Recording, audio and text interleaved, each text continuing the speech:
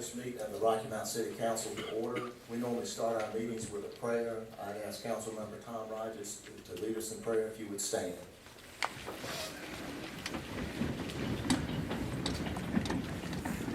Let us pray. Dear God, for this day and for all of your many blessings, we give you thanks. We pause to remember the call to do justice, seek mercy, and to walk humbly with you. And we pray that this meeting will be honorable and pleasing in your sight. This is my prayer. This is our prayer. Amen. Amen. I'd like to ask the city clerk to call the roll. Welcome all of you tonight. Obviously, it's a much larger crowd than we normally have. This is a special call meeting of the Rocky Mount City Council. There was an agenda. I don't know if we had enough for everybody here. If not, hopefully you can share with one another. Just go over our process tonight, and so you'll understand how we'll work it. We've got about 45 people right now that want to speak, so I'll address that. But first, we're going to hear an overview of the proposed event center from our city manager, Charles Penny. Secondly, we're going to hear from David Stone from AECom. This is the company that was hired to do the market feasibility study for the event center. Then we'll have a presentation from Ted Cole of Davenport and Company. These are our financial advisors that have been working with the city on financing options for the event center. Some of you may have already heard these presentations, but for those that have not, we want you to have the same information that the city council has received. If you would like a full copy of the reports, the feasibility study by AECom and the financing options by Davenport, they're both on the city's website. After they finish, then we'll call on those that filled out a card and requested to speak. If you have a question, we'd ask that you direct your question to Mr. Kenny, David Stone from AECom, or Ted Cole from Davenport. The council is here tonight to listen to your input and suggestions, not to make any decisions. Any decision by the city council regarding the event center will be made at a later date after they've had time to evaluate the public comments. When you come forward to speak, please state your name, your address, and if you speak for a group or organization, please identify that organization. And what I've done is just taken these at random as they were given to me, and so we'll just call you up so that we're not going to be picking hands from the audience. We're just going to go through this, and hopefully everybody that's here will get a chance to speak. If somebody's already addressed what you'd like to, a question that's already been asked, and we're glad for you to say, I don't need to come up. But when you come forward, state your name, your address, and if you were with a group or organization, identify that organization.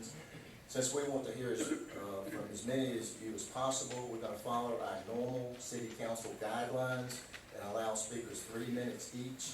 I'll give you a heads up when you have about 30 seconds left. Our goal is to take the first hour to hear presentations and then take the next couple of hours to hear from the public.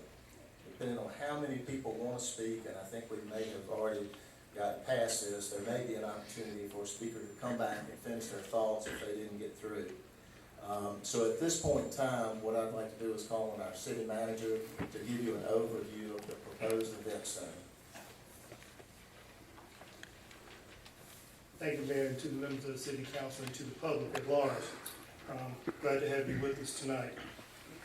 At this time, what I'd like to do is, as the Mayor said, I want to talk about creating a stronger Rocky Mount economy. I think when you talk about the event center, it's very easy if we just simply talk about a building. It's easy when you're just talking about a building to say I'm for it or I'm against it.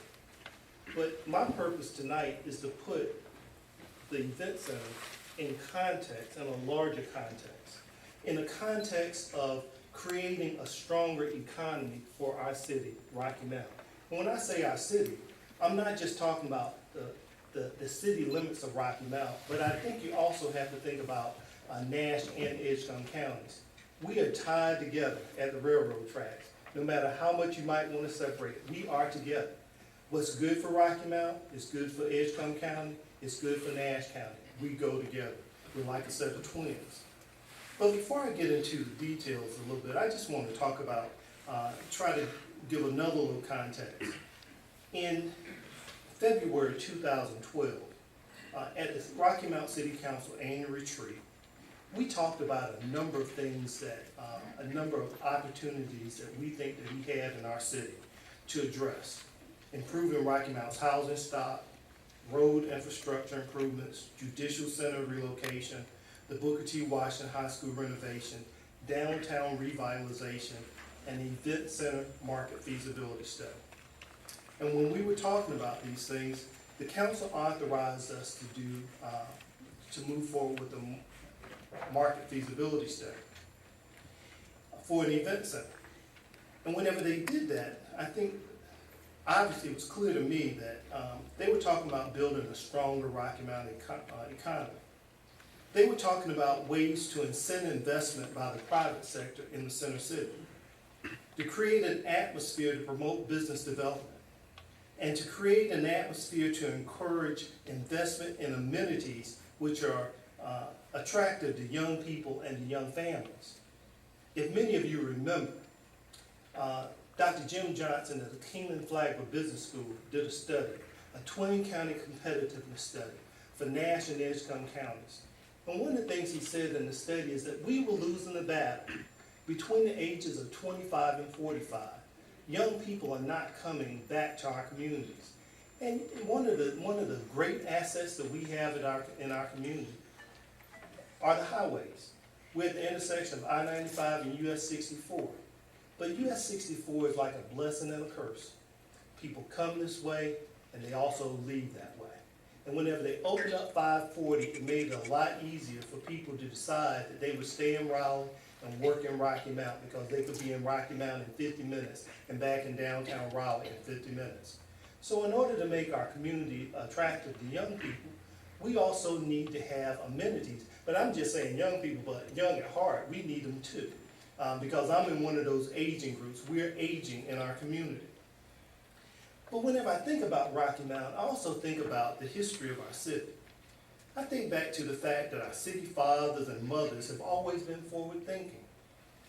Rocky Mount was one of the first cities that had a trash incinerator, we had a transfer station, we had the electric system, and we're only one of 8 public gas systems in the state of North Carolina. Rocky Mountain's also had a strong entrepreneurship in the city. Rocky Mountain is where Hardee's grew up. First Hardee's was built in Greenville, but the corporate headquarters was in Rocky Mount until 1999. Centura began in Rocky Mount with the merger of Peoples and Planters Bank. Then RBC bought Centura, and then PNC bought RBC. Then in July of 2012, Warren Buffett looked into Rocky Mount and purchased MBM, a $9 billion privately held corporation right here in Little Old Rocky Mount. We have a strong history of entrepreneurship and strong leadership in our city. But we also have some challenges. I want to draw your attention to the first slide. City of Rocky Mountain. At one point, we were one of the fastest growing cities in the state of North Carolina. I don't know if you can see it, and we'll make this available to you as well. In 1900, we were just about 3,000 people. And in 1910, we had 174% growth. And you can see we had double-digit growth until 1950, when we were just about at 8%. And then from 1960 to 1970, we were at 6%. And then you see double-digit again until 2010. We were just shy of 3% growth, okay? And then you look at 2010, and Nash County had 8% growth. Edgecombe County had just less than 1% growth. Wilson had 11% growth. Now, they're not ahead of us as far as population. They're still below 50,000, but Wilson had 11% growth. Greenville had 40% growth. The med school drives that. We're not going to get one of those in Rocky Mount. We'd love to have one, but it's driving the economy in Greenville and Pitt County. When we started talking about an event center, the goals were clear, that we wanted to create jobs. And when we look at the econometrics, in talking with some of the potential funders, we talked about in the neighborhood of 400 jobs. I would say to you, those are conservative numbers, because in our discussions with a potential funder, we talked as many as 700 jobs. All of those jobs are not at the event center, but those jobs, some of them are at the event center, some of them are from businesses that might be that might spin off as a result of having the facility in our community. The other thing that we have a challenge with in our community is we need to increase our tax base.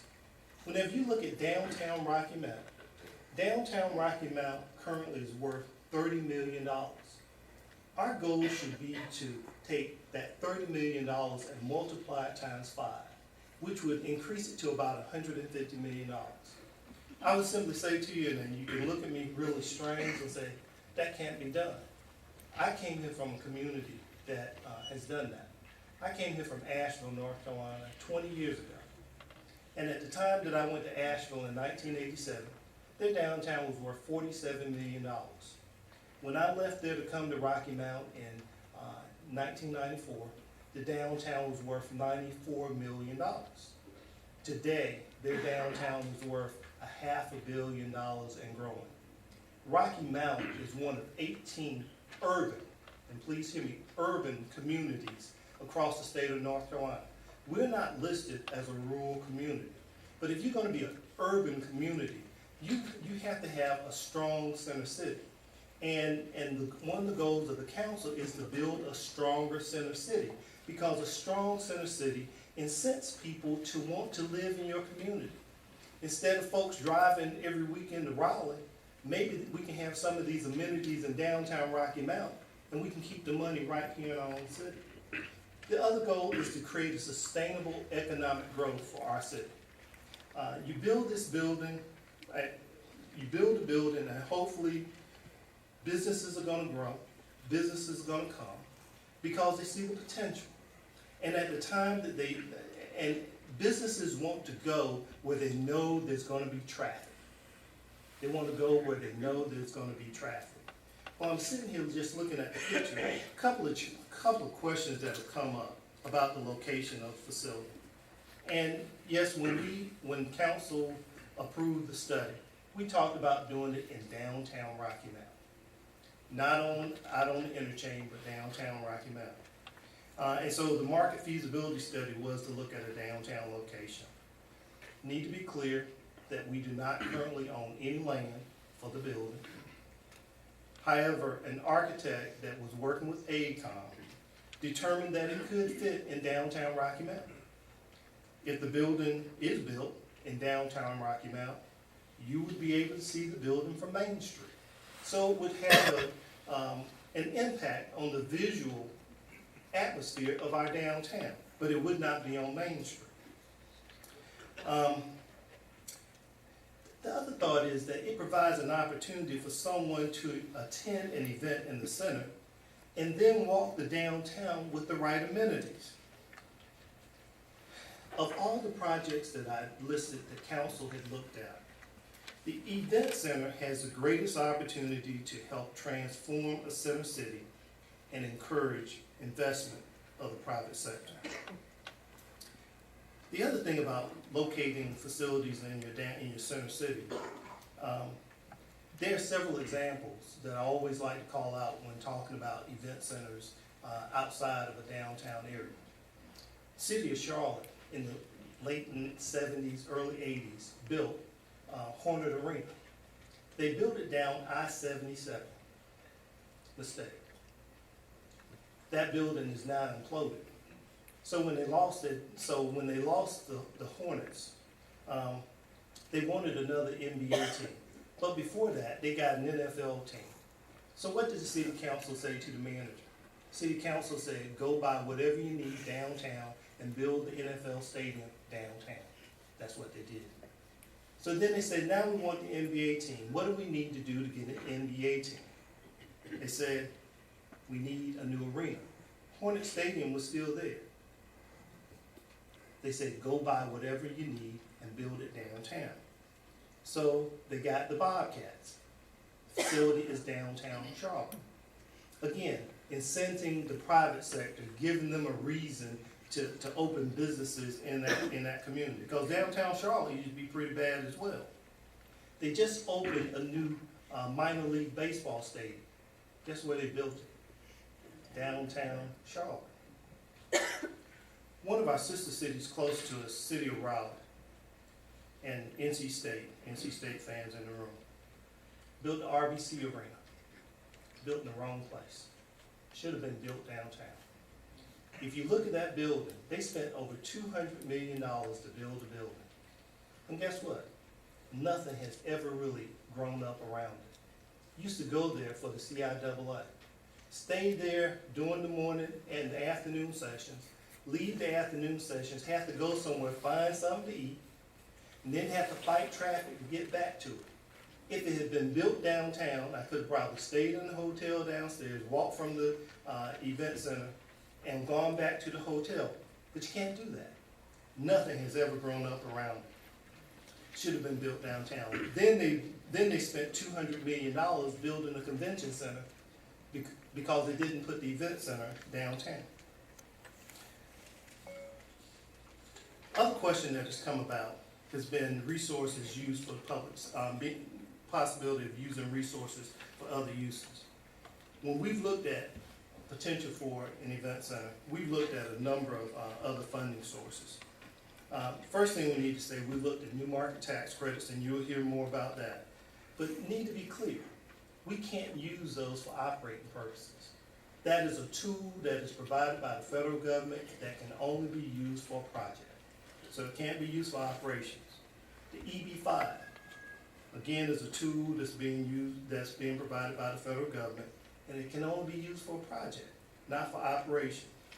And the thing about those two tools that I just mentioned to you, if Rocky Mount doesn't use those tools that are designed to help spur economic development, some other community will. When we look at the event center, I think it's just important to be clear. Rocky Mount has taken on big projects before. Give you an example. Go back to 1999 when we lost the Art Center, the Playhouse, and the Children's Museum all on the same night.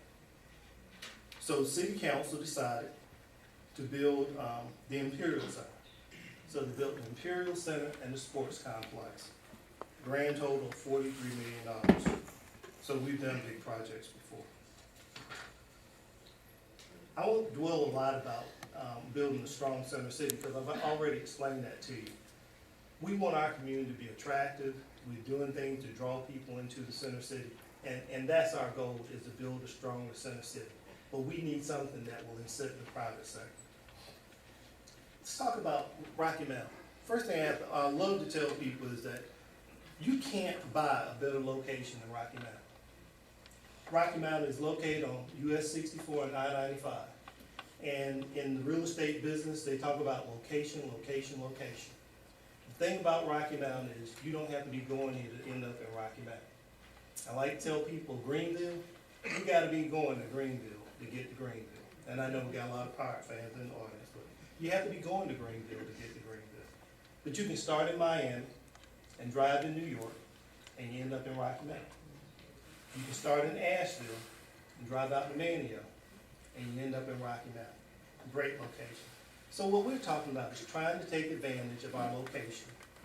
And from the AECOM study, and David will talk about it, what the AECOM study does, it says is that by year 5, if the event center is built, we should have over 300,000 visitors to an event center. And the economic impact of over $12 million per year. Give you an example. Our sports complex, opened in 2006. In 2013, we had 82,000 tournament visitors to the sports complex, and over 110,000 total visitors to the sports complex. It's a destination location, and it had an economic impact of over $9 million on our local economy. That wasn't to the city of Rocky Mount. That was to the businesses, the hotels, the convenience stores, gas purchase, all that. So we created a destination location, and when you look at the economic study that was done on I-95, the sports complex is number 3 on the I-95 corridor in North Carolina for attractions, behind the Air and Space Museum in Fayetteville, and it may be Medoc Mountain, but we won't say that, but we're number 3 on that list. So we're already getting people coming to our community and for these tournaments. Last week, we hosted USA South Spring Sports Tournament in our community. At least a $500,000 economic impact on our community. So we've already rolled out the model that we build this facility and we're generating traffic to our community. We have to go out and recruit these events to come to our city. When we opened the sports complex, I always like to say we pulled some tournaments out of Charlotte. Came to Rocky Mount. The Top Gun World Series. Came to Rocky Mount, brought 300 teams to our city. And when they came, we had so many people coming to Rocky Mount, guess what? We couldn't house them all. So we pushed them to Roanoke Rapids, to Wilson, to Smithfield, to Greenville. So after we did that, we turned around and said to the tournament organizer, do you think we could split that tournament in half? And we bring 150 one week, and we bring 150 the next week. So the hotels were happy because we got at least 2 big weekends right here in our own community. So they agreed to do that. So then we don't push people to Smithfield. Hopefully we don't push them to Wilson, but we try to house them right here in Rocky Mount. We might push a few to Tarboro and up to Roanoke Rapids. So we pulled that tournament out of Charlotte 4 years ago. And they just committed to another term right here in Rocky Mount. We also pulled a tournament out of Fuquay Varina. It's called the Castle, Capital Area Soccer League. Soccer is our fastest growing sport. And we even just did indoor soccer this past winter, but you can't tell where we did it. We did it at the old R.M. Wilson Gym. We did indoor soccer. And so when we were thinking about the event center, we were thinking about other athletic events that could be held indoors, like indoor soccer. But when we pulled the Capital Area Soccer League out of Fuquay Varina, they were upset. And they wanted to know what we gave them to come to Rocky Mount. All we did is we just gave them a great location. So they came to Rocky Mount. So we have 2 weekends. Girls come one weekend, boys come the next weekend. These are Division I level players that are being scouted for playing at the next level. The young people that came here, they left here that week, and then they went to the West Coast. So Rocky Mount is attracting big opportunities coming to our city. So you see, with the events, well, with the sports complex, again, we just already set the pattern. The other thing, again, we want to promote investment in the downtown area. And the event center, again, helps attract businesses to our area. The example I have is the Douglas Block. And I don't know how many of you have been down to the Douglas Block, but this is the before picture. And you look at, that's the old Douglas building. And we purchased that building for $150,000, okay? This is the Douglas building after we reinvested in that building. And I told you our goal should be to make it worth 5 times its value. So we went from $150,000 to at least $750,000. That's what we're trying to do with our properties in downtown Rocky Mount. Proposed event center, there's no facility of this type located east of Raleigh, except for Minges Coliseum and East Carolina University. And they're not going to host most events at Minges Coliseum because it's the university's facility. So really, we wouldn't have any competition with a facility of our size. Right now, I talked to you about bringing these outdoor events to our community. When our Parks and Recreation Director just went to a conference in Oklahoma 2 weeks ago. So he could only talk to people that are interested in outdoor events. But there are also people at that same conference that are interested in indoor events. But we don't talk to them because we don't have any place that we can propose to them. After we landed the USA South Spring Sports Tournament several years ago, they called us and they asked us, did we have a location in Rocky Mount that could seat 3,000 to 5,000 people for basketball?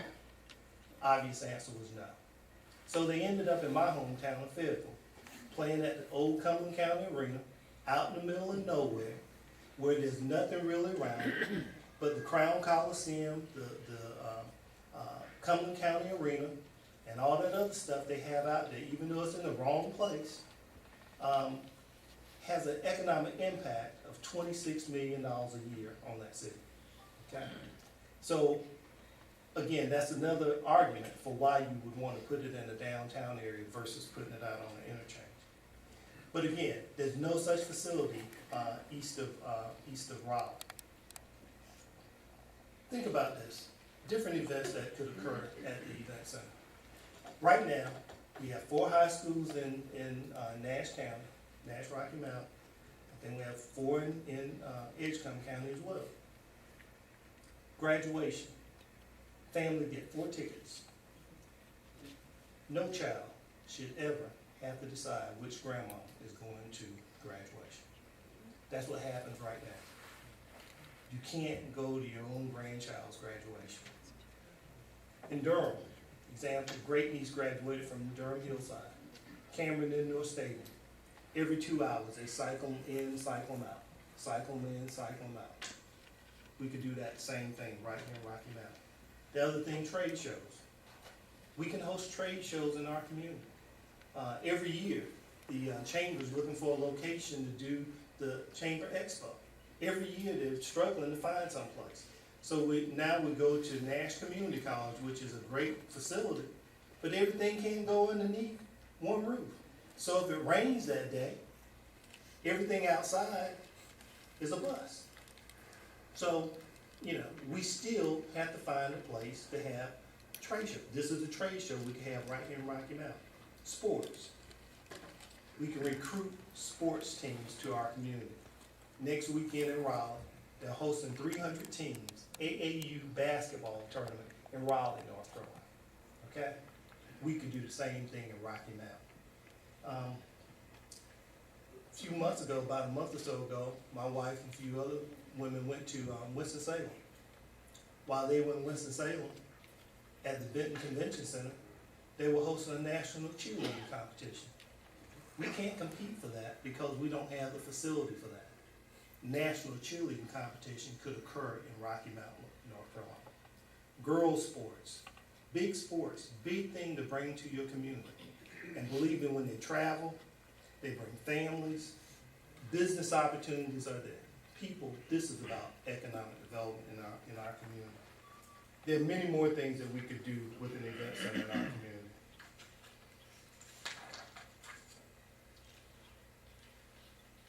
I've heard different comparisons of some facilities. The Randy Parton Theater is one. It's not the same thing. The Randy Parton Theater is an auditorium. We're not talking about building an auditorium. What we're talking about is building a facility that has a flat floor, some fixed seats, but it's about 125,000 square feet that you can host basketball. You can do all different types. You can do indoor soccer. It's not the Randy Parton Theater. Okay, that's a stage. Now, we can put a stage up in the event center, but that's not the primary focus. It's not the Dunn Center. The Dunn Center is an auditorium. We're not talking about building an auditorium. We're talking about building flat floor space, 125,000 square feet, okay? That's the proposed event center. When we think about an event center for Rocky Mountain, it's a big question. It's a big project. But I do remember June Atkinson made a statement when she was in Rocky Mount at the new Rocky Mount Senior High School. And we were celebrating the opening of the new high school. And June Atkinson made the statement that if when you dream, you don't get nervous, then you haven't dreamed big enough. I think it's important to dream big, to make an impact for our community. What we're talking about is trying to make a decision for the future economy of our community, for a future of trying to attract people to our community, for the future of growing the population of our community, and taking advantage of federal programs that are available to help us build such a facility. The other thing, there's another quote that I like, and I'm about through. Peter Drucker, old management philosopher. Hope I don't get it wrong. He said the best way to predict the future is to create it. So what we're talking about here is helping to create a future for a great community. But when you're great, you always have to continue to get better. And you can't just sit back and wait and watch the world pass you by. And so if we want to predict the future, we've got to help create our future for right now. And then the last thing I'm going to say is Frederick Wilcox. You know anything about baseball? And nothing is done without some risk.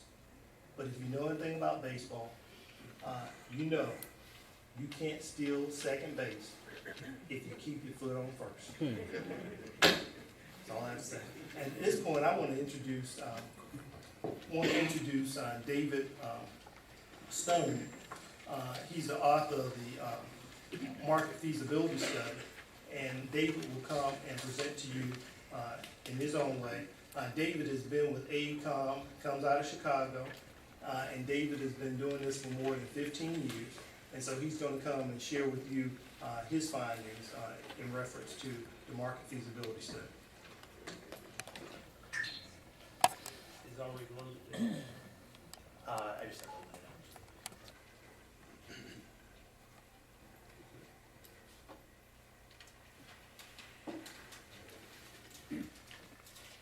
All right, thank you, Charles. As you said, I'm David Stone. I'm with AECOM. We were hired, I don't know, about a year and a half, 2 years ago, probably close to about a year and a half ago, to do the what we call the market feasibility and economic impact study for the event center. So, what I have here is a slightly condensed version of the presentation I gave here last December. So, the first thing I want to do, just very briefly, give a really quick overview of myself and the firm I work for. AECOM is a large international company. It has 45,000 people around the world, but I'm in a small corner of the company that we call our economics group. We are generally real estate and land use consultants and planners. We work generally on just about anything you can put on a piece of land. My focus specifically is what I consider to be the sports, entertainment, recreation, and meetings facilities industry. So I work on event centers, arenas, stadiums, convention centers, theaters, public use, public assembly facilities like that. We also work, as Charles mentioned briefly, we worked with another firm on this study called St. Combs Detlefs, which is based in Denver. We work with them a lot. They are the top architectural firm for this kind of facility. And by that I mean smaller, in the 5,000 seat or so range. They've designed, built, planned more of these by a wide margin than anyone else in the country.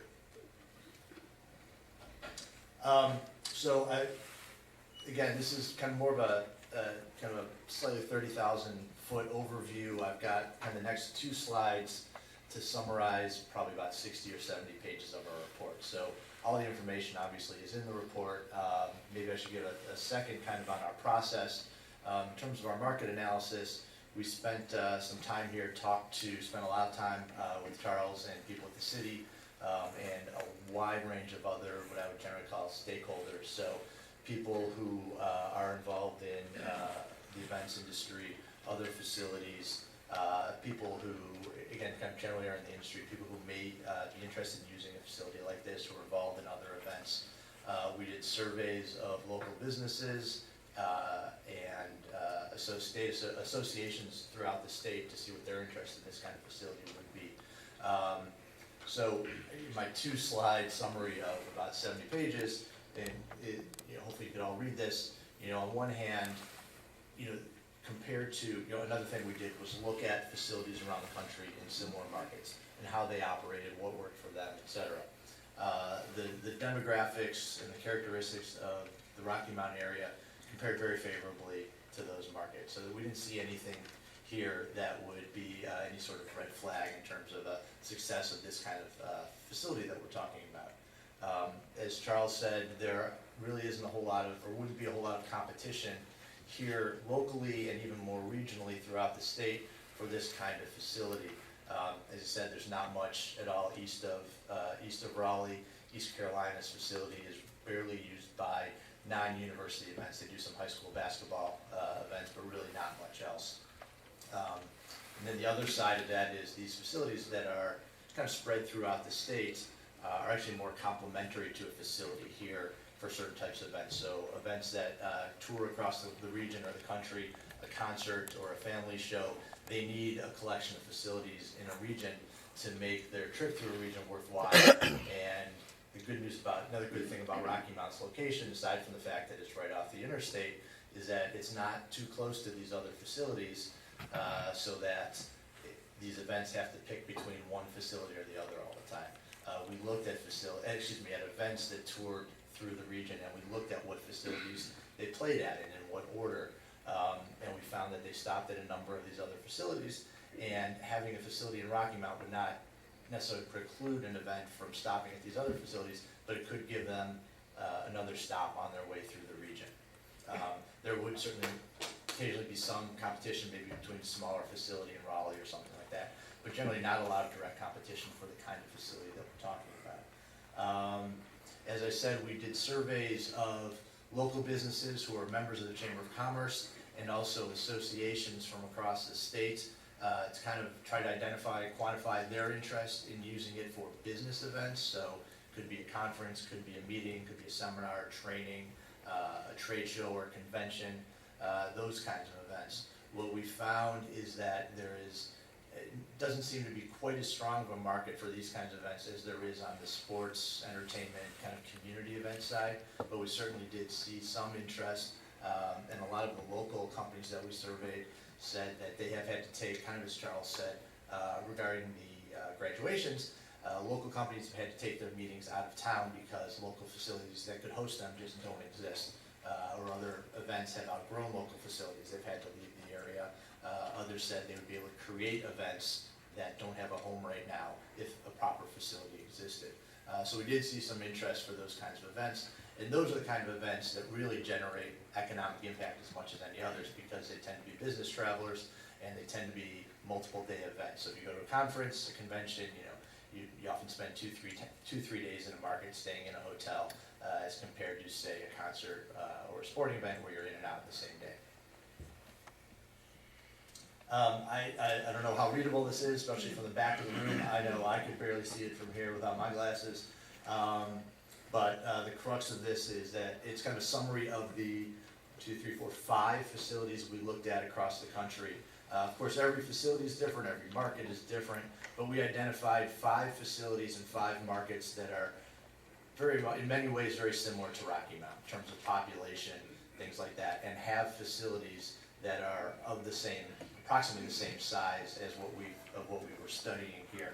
Again, just to summarize these facilities, we list the lines going across are the number of events they've hosted in their last year by event type, so concerts, sporting events, conventions, trade shows, etc. Everything from 100-some events to 300-some events. The attendance was 100-something to 300-something thousand per year, and then the bottom part of the table is their operating revenues and expenses per year, and as you may or may not be able to read, 4 out of the 5 of these facilities in their last year lost money from operations, and that's typical for these kinds of facilities, especially at this scale.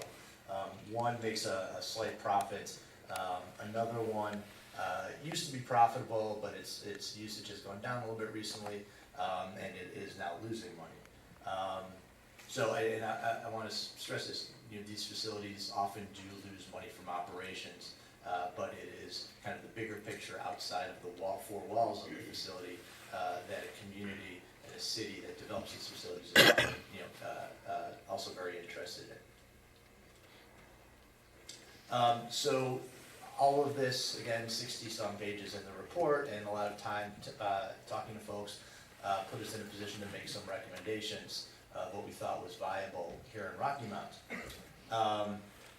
we started with a presumption of about a 5,000 seat facility, and that's kind of where we ended up. And I'll show you the next slide shows kind of a graphical rendering of what the facility could look like. And they have different configurations, and what we've come up with is something that's flexible, and on the seating side could accommodate anywhere from about 4,000 to about 6,000 people. We recommend that you would have a little bit of kind of group/premium seating. If we were to assume that you would have a sports team in here, like a college or a minor league franchise, we would recommend more. But generally, there's a market for some of this kind of different kind of seating product for companies and individuals too. And we think it's a good idea to have a little bit of additional meeting space outside of the actual event floor for these kind of events, like meetings and conferences that either could be held just in this kind of standalone kind of side meeting space, or a bigger event that could use the entire facility at once. That would be too big for just the arena floor.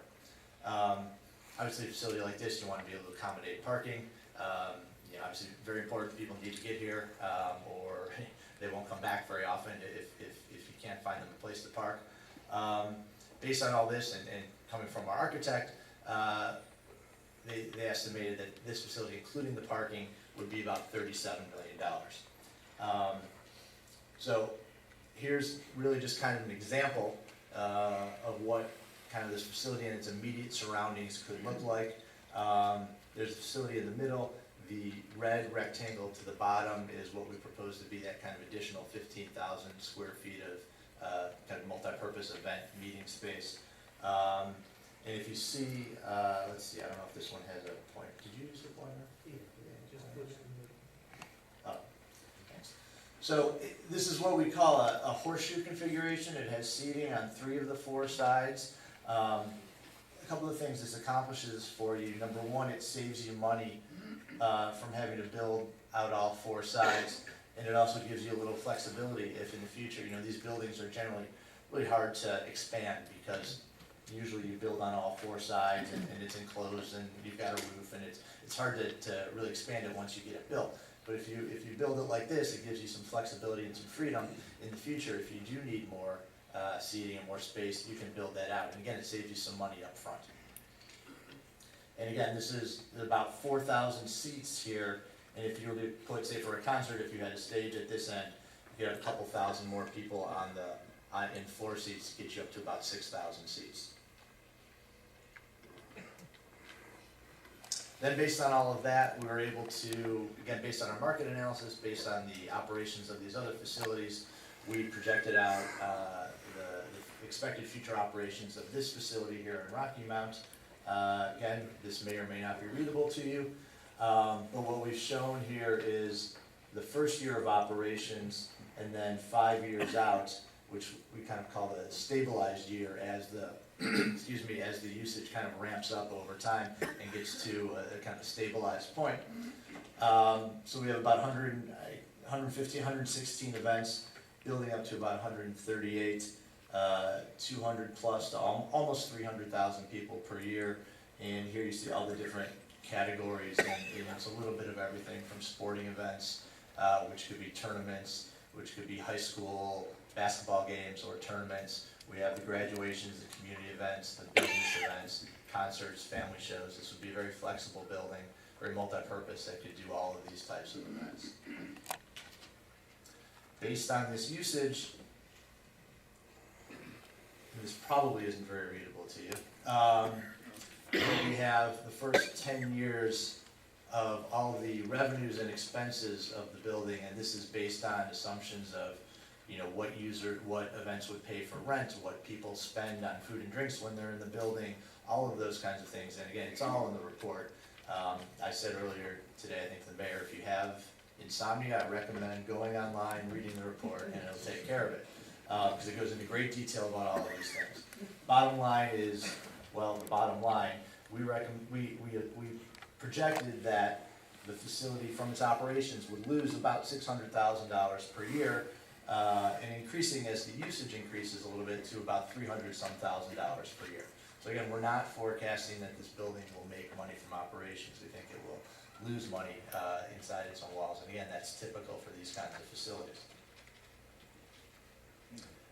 Based on the usage and the characteristics of the people who are coming into the building, where they, and assumptions of where they live, how long they stay in town, how much money they spend, and a number of other assumptions that again are all in the report, we estimated the economic impacts to the city.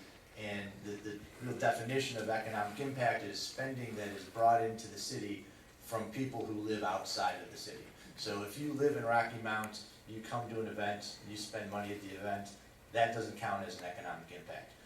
What counts is someone who lives outside of Rocky Mount, comes into Rocky Mount mainly for an event at the facility, and it captures, quantifies the money they spend while they're in town here. And this would all be considered new spending to Rocky Mount. So that adds up, and this is for that 5th year, which we've assumed to be 2020. About $12 million in spending, which would support about 90 jobs approximately, and that's throughout various industries, hotels, restaurants, things like that. Frankly, I can't read that number from here. I'm gonna have to look at my notes. Sorry.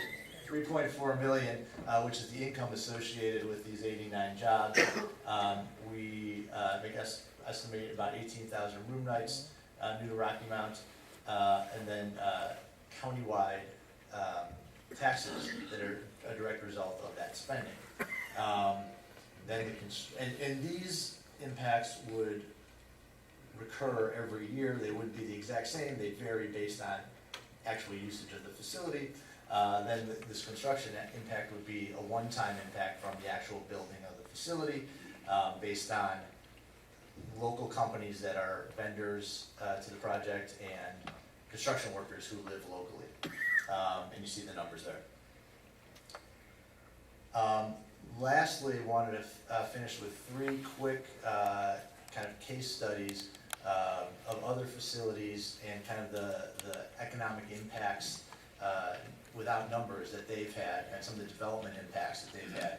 So this is the Florence Civic Center, which is one that we took a close look at for our report. The difference here is that they're not located downtown, they're out by the interstate. So that is one important difference here. But from talking to the management of the facility, they've said, particularly in the last 6 years or so, which is interesting because it's since the recession has started, they said there's about 1,000, and you can't read the actual business names here unless you're closer, but there are about 1,000 hotel rooms in the immediate vicinity of the facility here, and about 12 to 14 restaurants. And then here about a mile away from the facility is a major mixed-use development going up. And I don't want to say that it is 100% a direct result of the facility being there, but it's certainly a strong factor of its presence. Another one, this is a facility that opened a couple of years ago in Evansville, Indiana, which is a downtown that hadn't been doing great for a while. They had a kind of small convention center downtown that brought some people downtown, and an old arena that was there. It was about 50-some years old, I believe.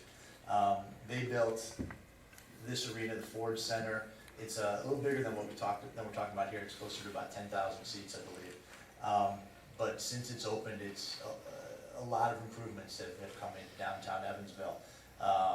There's a business incubator. There's a new headquarters hotel coming downtown. And literally just last week, Indiana University announced that they're going to build a new medical center in downtown Evansville. Again, I don't want to say that these are all 100% a direct result of the facility being there, but it's kind of an example of kind of a broader strategy that includes a facility like this, that brings a lot of people to a certain area, that can help generate these kinds of ancillary developments. The last one is one that I actually did, we did the feasibility and economic impact studies for. This is under construction right now in Allentown, Pennsylvania. If anyone here is a Billy Joel fan, I mean, the song Allentown is actually about Bethlehem, but it applied to Allentown too. It was a downtown city that had been struggling for many years.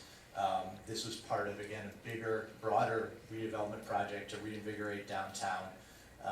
This is the front of the arena, which is under construction now. It's opening this fall. with the Eagles as the first concert. Just some examples, some of the major examples of what's coming online around the facility in this, what they call a neighborhood improvement zone, which is, again, another part of the strategy they had here, which is kind of like a TIF district. If you're familiar with the concept of a TIF district, it captures some of the tax revenues from the new development that to reinvest in that specific area and to encourage development there. So there's some of this is a little bigger scale than what would be physically possible here, but still kind of a good example. $300 million mixed-use development, office building expansions, new office buildings, so a lot of new employment, new residential developments coming into downtown Allentown. It's a big turnaround for their downtown. I believe that is my last slide. So I'll turn it back to. Thank you, Dave. At this time, we'd like to introduce to you the team from Davenport. We have Ted Cole, who's going to present, but we also have John High, who's with them, Bob High. And then we also have from our financial team, we have Bridget Chisholm. She'll move to the front in a minute. And we have Mary Nash Rusher, who is also our bond attorney.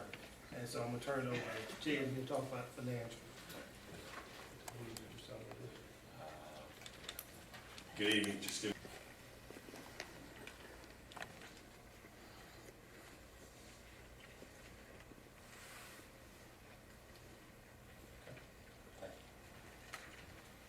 Okay, great.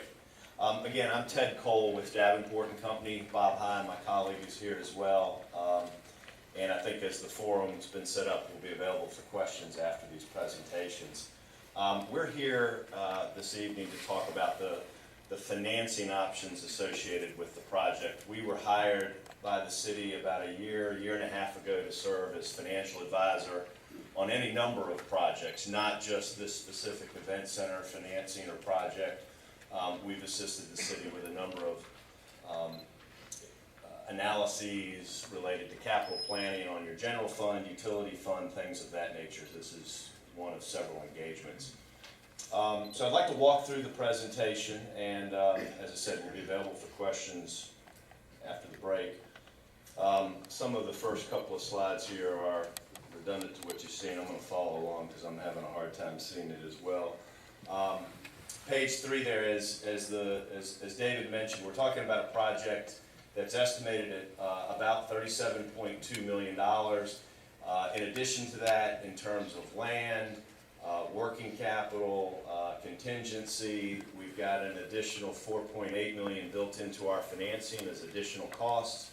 And then as we talk about financing options, you'll see some financing options have different issuance costs than others, and we're going to lay all of this out for you so you can see sort of the whole picture, the cost of the facility, related design, contingency, land costs, as well as transaction costs. And again, the group that's here this evening to discuss, you've heard from David Stone with AECOM, the feasibility consultant. Bridget Chisholm with BWC Consulting is here specifically to talk to some of the specific alternative funding options, economic development, financial advisor role that she serves in. We're the city's financial advisor, and again, Mary Nash Rusher with Hunt & Williams serves as the city's bond attorney. We've identified a number of funding vehicles. We've listed 4 on this page. There's a couple more on the next page. First being pay-go or cash. That is certainly always an option. To what extent remains to be seen, but certainly may well play a role in the overall financing of the project. Item number 2 is an installment contract financing, sometimes called an installment purchase or a limited obligation bond or a certificate of participation. All of these things are essentially a financing that is secured by the asset that you are building. The city has used these types of financings multiple times in the past for equipment, rolling stock, smaller building and construction projects, a pretty commonly used financing vehicle. In this particular case, may be difficult because of the perceived lack of essentiality of the facility. So that's something we need to be mindful of as we're going forward, that basing the financing strictly on a mortgage of the facility may or may not be marketable to lenders.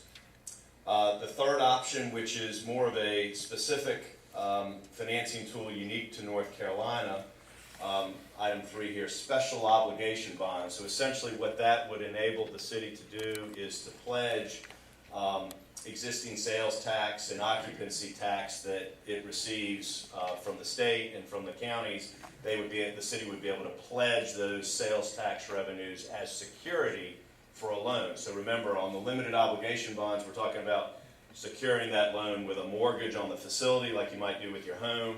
On a special obligation bond, we would be securing the loan by some outside source of revenue. And in this particular case, the statute allows for, in essence, sales tax and your occupancy tax. We can talk a little more about the legal specifics there as well in the Q&A section. Fourth, and the manager mentioned this, New Market Tax Credits. That's a federal program that was developed to spur economic investment in low-income communities. The city has used this program at least a couple times in the past with the Imperial Center and with the Douglas Block. So you've got some history and some experience working with New Market Tax Credits. It does require an allocation, to go out and get an allocation and an equity investor. That's something that we can talk a little bit about further, and BWC Consulting will be key in that process. But it does provide real equity for the project, and in doing so allows the debt portion of the financing to be less or minimized.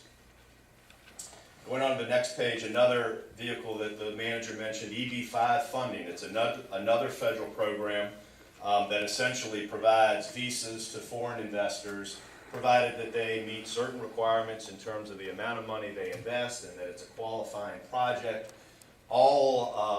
Everything about this particular project lines up well for this EB-5 funding in terms of where it would be located in downtown Rocky Mount. It meets certain criteria.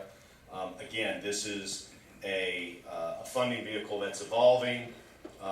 It requires going out and sort of pre-marketing the financing to potential investors and getting approvals and allocations, and BWC Consulting will be sort of taking the lead in that process. Creation of jobs is really the backbone of that program. If you can meet certain tests for the creation of jobs, you can be eligible for that form of funding. Number 6 is generic. What we're talking about here is public-private partnerships and the potential for a lease. So in this particular case, it may be a situation where a private entity comes in and partners with the city to build, finance, own, operate an event center. The city would serve as the lessee in a long-term lease. We've explored that only at the highest levels. It is an option. It is something we think is important to keep on the table. But in order to move that option forward, we would need to have a more formal interaction or solicitation of partners or private entities to see what they would be willing to commit to and what they could bring to the table in terms of the project, the financing, and construction. And then lastly, bank products. The city, like most North Carolina localities, have worked with a number of banks in the past for simple loans, installment purchase contracts. In your case, you've done some more complex bank financings, again, going back to the Imperial Center.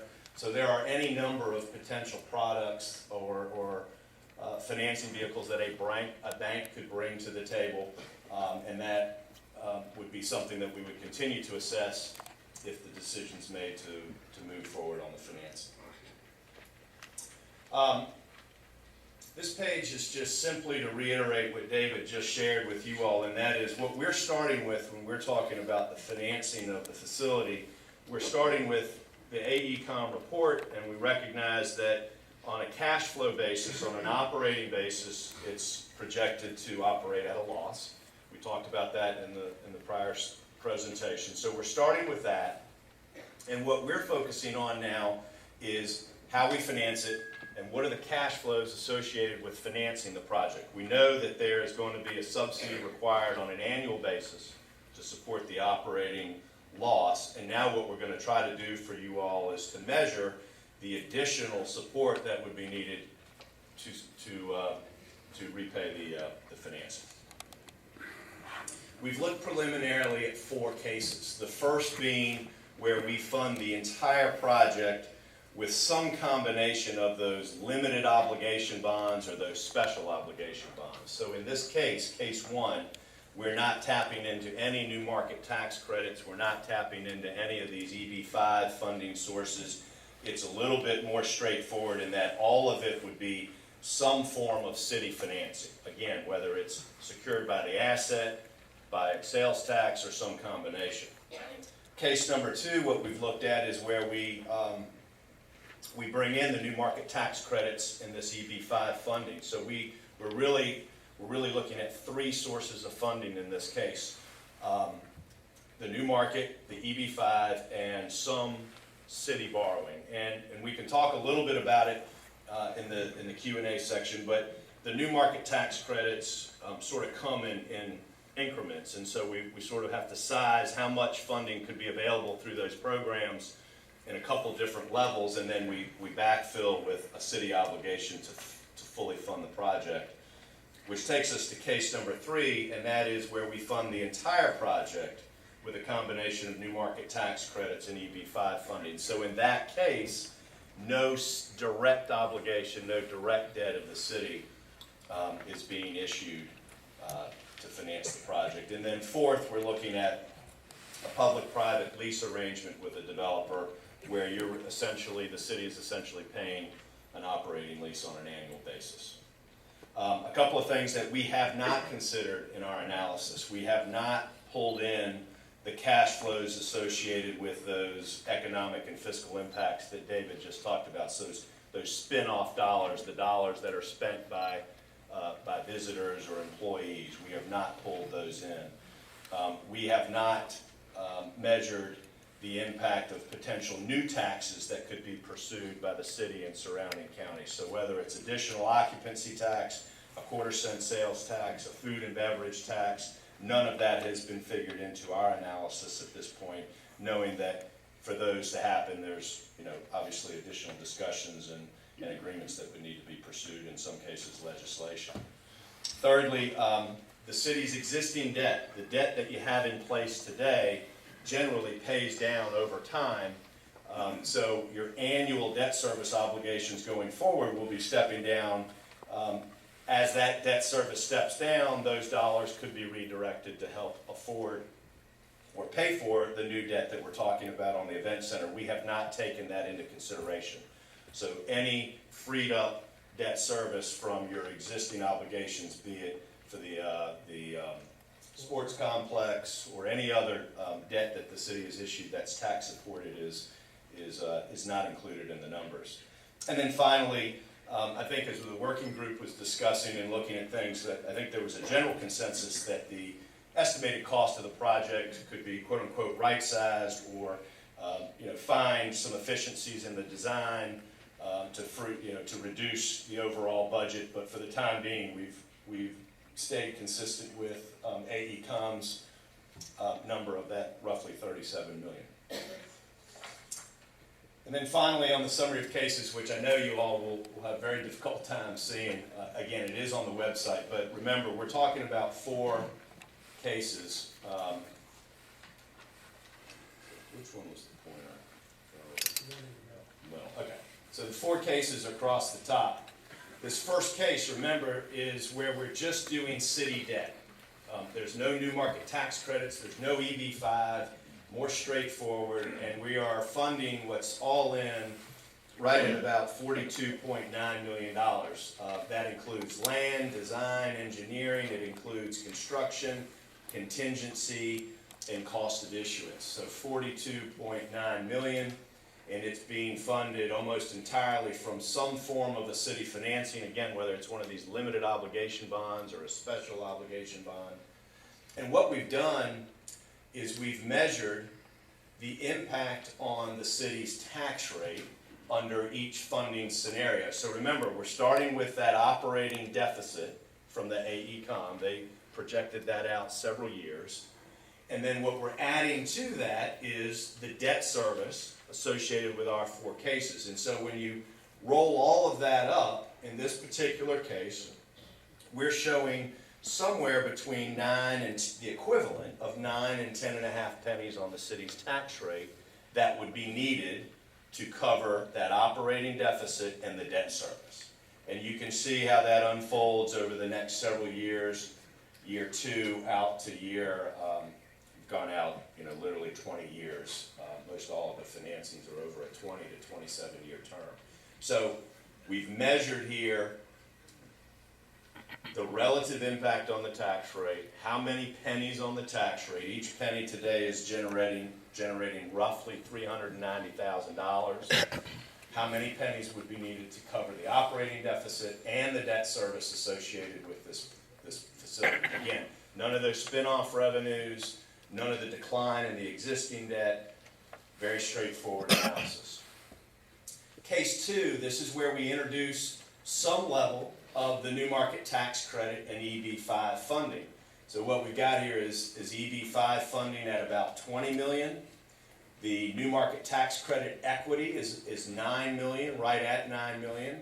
And there's about $13 or $14 million of other city financing that would need to be put in place. All in this particular scenario, we're talking about a project cost, inclusive of design, land, contingencies, cost of issuance at about $45 million. And when you put these different funding sources together, what you're going to see on the same basis is the equivalent tax impact that's going to range somewhere between 6.5 and 8 pennies.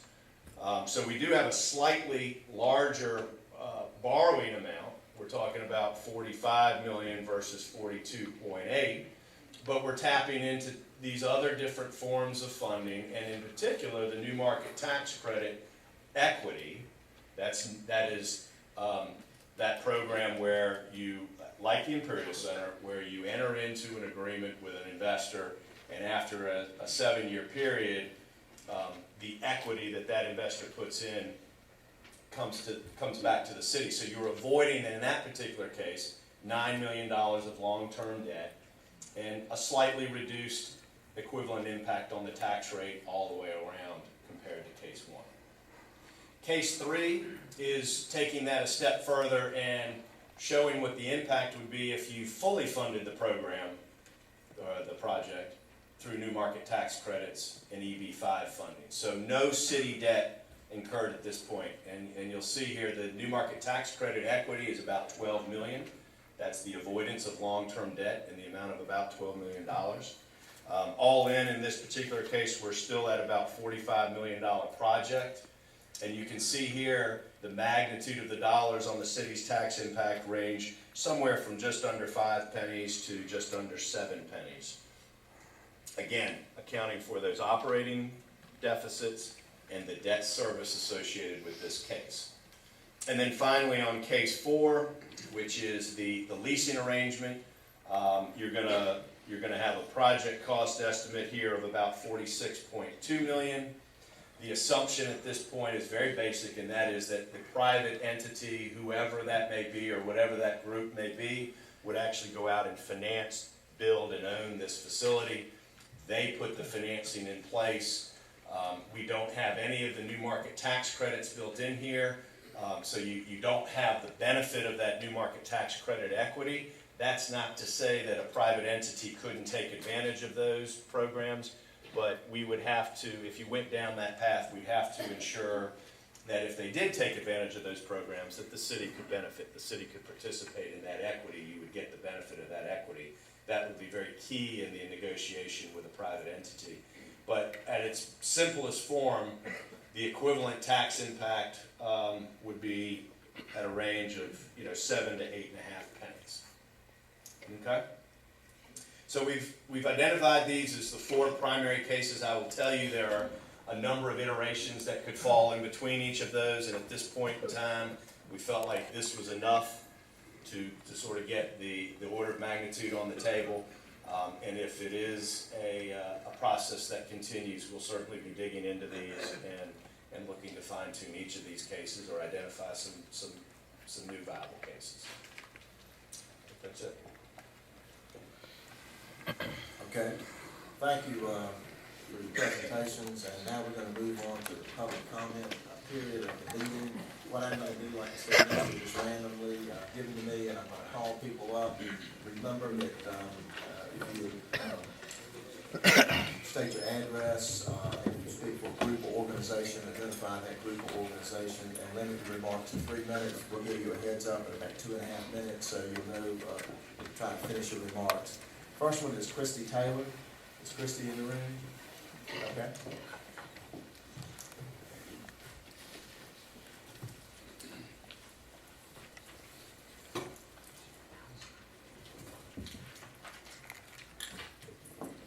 Good morning, good afternoon. My name is Christy Taylor and I live at 103 Green Pasture Road. First of all, let me thank the council for making this public hearing available so that you can listen to what the citizens think. I actually came here with this whole written out thing of what I was gonna say. While I was listening though, I just kind of jotted down some notes of what I've heard. First of all, I have been in business for 20 years, so I look at things from a business person's point of view. As a business person, it would be very difficult for me to go into a venture that cost $43 million when the report itself said there's some interest from local businesses. Only some interest, that should be a little bit of an indication. Also, that it'll be difficult to get a specific type of loan, which I missed my notes, because of a perceived lack of desirability. Again, those are two things, if I was doing something in business, I would take into serious consideration before I decided to do it. My other concerns were that it seems like everything in the presentations are should, could, and would. And I understand that you have to dream big, and I believe in dreaming big, and I want Rocky Mount to grow and prosper. However, I don't want it to grow and prosper on the back of me, my business, my customers, my employees. I just don't think this is something that we can afford right now. I think it's something definitely to look into and to do on the road after we've made a few more improvements to our city. Thank you very much. Thank you, Christy. Rosa Brody, is she in the room? Yeah, state your address.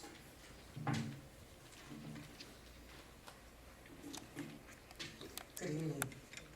I'm Rosa A. Brody, 112 Patterson Drive, Rocky Mount, and I'm speaking as a citizen.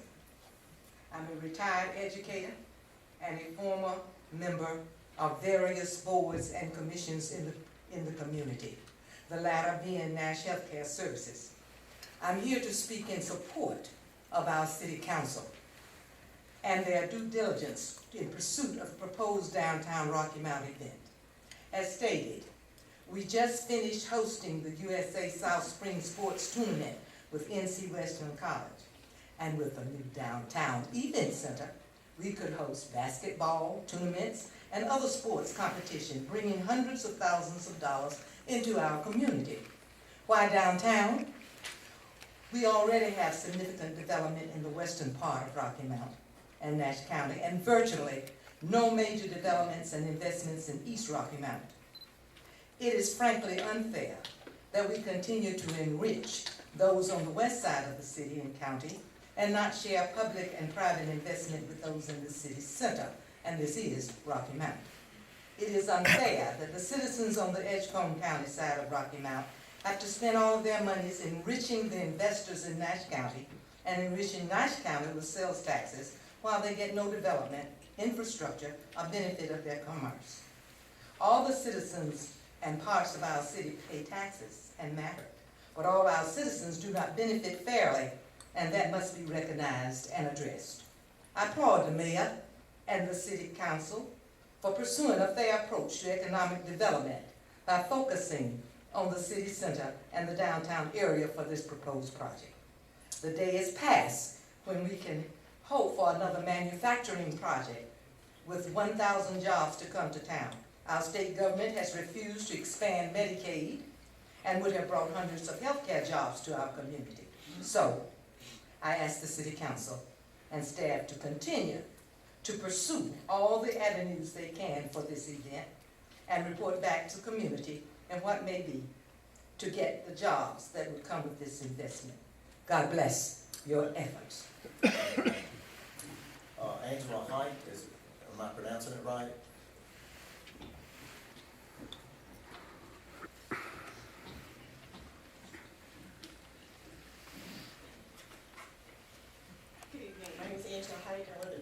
17 Canyon Lake here in Rocky Mount.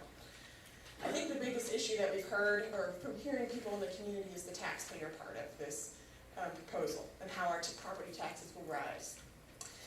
After our last meeting in March, when we presented to the community as a whole, that weekend I had an opportunity to work with an American economist named Walter Williams. And he posed a question to me that was pretty phenomenal, to me and to the crowd that he was speaking to.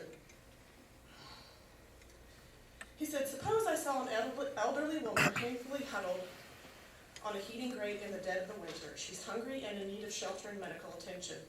To help the woman, I walk up to you using intimidation and threats and demand that you give me $200. Having taken your money, I then purchase food, shelter, medical assistance for the woman. Would I be guilty of a crime?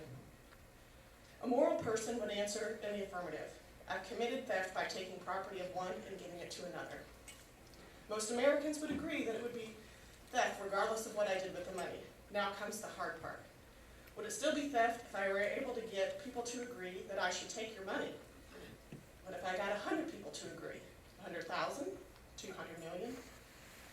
What if instead of personally taking your money to assist the woman, I got together with other Americans and asked Congress to use the IRS agents to take your money? In other words, does an act that's clearly immoral and illegal when done privately become moral when it's done legally and collectively? Put another way, does legality establish morality? And in the end, legality cannot alone guide for more people. The moral question is whether it's right to take what belongs to one person and give to one whom it does not belong. We work hard for our tax money. I would love to be able to take my property taxes and to be able to invest in a local contractor to be able to remodel my kitchen. But with the way the property values are declining in the area, I can't do that. And if my taxes go up from 7 to 14%, I can't do that. So my question to you and my solution to this problem is I would ask that you would put this on the ballot in November and let the people decide. Thank you. Frank Bissett. See you in the room. Frank Bissett. Okay. All right. Jane Parden.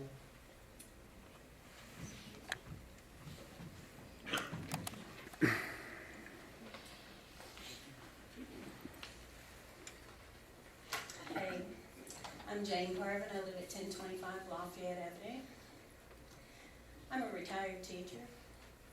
I've taught your children, taught with your wife. And so I'm coming from, I guess, a teacher standpoint. And I have to have things explained simply, precisely, without a lot of tables. Okay? I have 2 sons. And for tonight's sake, let's assume that my single son earns $40,000 a year. He averages $2,500 income a month. He lives in a $140,000 house with a mortgage payment of $900 and electric and increasing gas payments of $300 plus. He has a new car payment of $450. Bottom line, he ends up with about $225 a month for incidentals. And then the refrigerator breaks. He doesn't have a lot of money. But he's gotten really excited about a $300,000 house that he wants to buy. He wants to move. And he came seeking his mama's advice. Should I tell him to buy this house when I know that he alone cannot afford to buy it? Or should I suggest that he use a funding vehicle, his colleagues, friends, military buddies, and any acquaintances to help him pay for that house, even though he can't afford it, just because he wants it so badly? Well, I suggest to you, it's a good thing I'm not a math teacher. I was not a math teacher because I don't do numbers very well. That's why it has to be put plainly. But these numbers don't crunch for my son in this $300,000 house. I have to do what is required by me as a responsible parent and tell him not to tax any of his relationships You got about or 30 seconds. rely on any of his friends to help him pay for a house he cannot afford. If it were you, what would you tell your child? Thank you.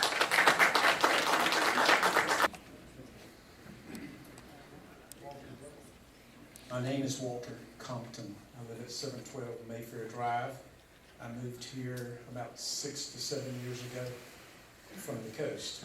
I moved here because of family, and that's one of the things I want to refocus on. My two top priorities in life is strengthening families. It's number one. And I think that what we're talking about tonight, and I know it's very hot and controversial, is about something called good, better, best. This is not a bad thing. But is it the best thing for the resources that you gentlemen and ladies have in reference to trying to strengthen Rocky Mount and to strengthen families, as well as what Mr. Penny had said earlier, and creating a stronger Rocky Mount economy? I feel like we're taking our eyes off the ball. I've served on the Economic Development Council before, and we have looked at a convention center. And I think that in that particular case, we were in a better financial position to do a convention center than what is currently here. My taxes are going to go up somewhere between $100 to $200 a year. I can handle that, okay? Don't want to do it, but I can handle it. But there are a lot of people here cannot handle that. But here's the other thing. If you're going to take $100 to $200 from me, please allow me to have input where it's going to. I want it to go to better jobs. We're talking about the tourism business, and we're talking about the retail industry. We're losing other professional jobs at the rate a lot higher than we're increasing job increase for minimum wage and retail and tourism and development. And that equates to better than $10 per hour per person. We need to focus on what we can do to help, rather than watch the people come through our community and capture some of their sales dollars. What can we do to help to keep our young people here? And that's strengthening the family and having good industry and good jobs and minimum wage and retail and About 30 tourism. seconds. It's nice, but it's not going to stop the outflow of our young people and families. Thank you. After Mr. Doldridge, Lewis Turner, you'll be next. My name is Elijah Daltridge. I reside in 112 Candle Court, representing myself, and I'm also the president of the Community Council, which you may have heard of. I also happen to be a downtown business owner with a considerable investment in downtown Rocky Mount, and have been very active in our community. We'd first like to ask that this needs to be put to the people for a vote, as others have said, for a referendum. We've heard that this has been going to be a catalyst and a transformational project for our community. And out of curiosity, I tried to research how this could be a catalyst and a transformational project. And I found an expert that said, in a previous study for another community, construction of a facility does not guarantee spin-off development. A facility's value as a catalyst for economic development depends on where it is located and how it is integrated into the area. The influx of people can provide support to restaurants and other retail establishments in the district, but only if there are existing businesses that can benefit from its proximity. Guess who said that? AECOM in their 2011 study for Sioux Falls, South Dakota. If AECOM is the expert and they state the construction of a facility does not guarantee spin-off development, and only if there are existing businesses, then how can it be pronounced or promoted as a transformational catalyst for downtown development? I would argue we need private downtown investment before we even consider an event center. There's no doubt that we can get the financing for this. The question is, how we're gonna pay that back. We have a declining population.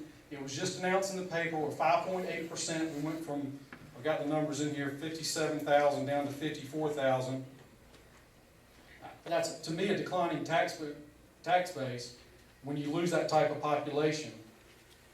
How are we gonna get when I came here tonight, a train was stopped on Main Street. How are we gonna get traffic, the thousands of people, the 2,000 parking or whatever it said, how are we gonna get the people for egress in and out, the buses in and out? I had some other things to say on this, but I wanted to get into the numbers a little bit. 12 million is great, but if we take the 2% of the sales tax, that's only gonna have an impact on the bottom line of the city of about $250,000, I believe. But our deficit's gonna be operating deficit's gonna be $382,000 to $640,000.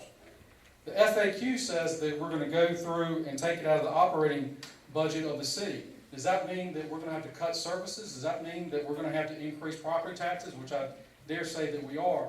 And it states 89 jobs, but then we get 400 jobs. Where in the world are we getting the 400 jobs?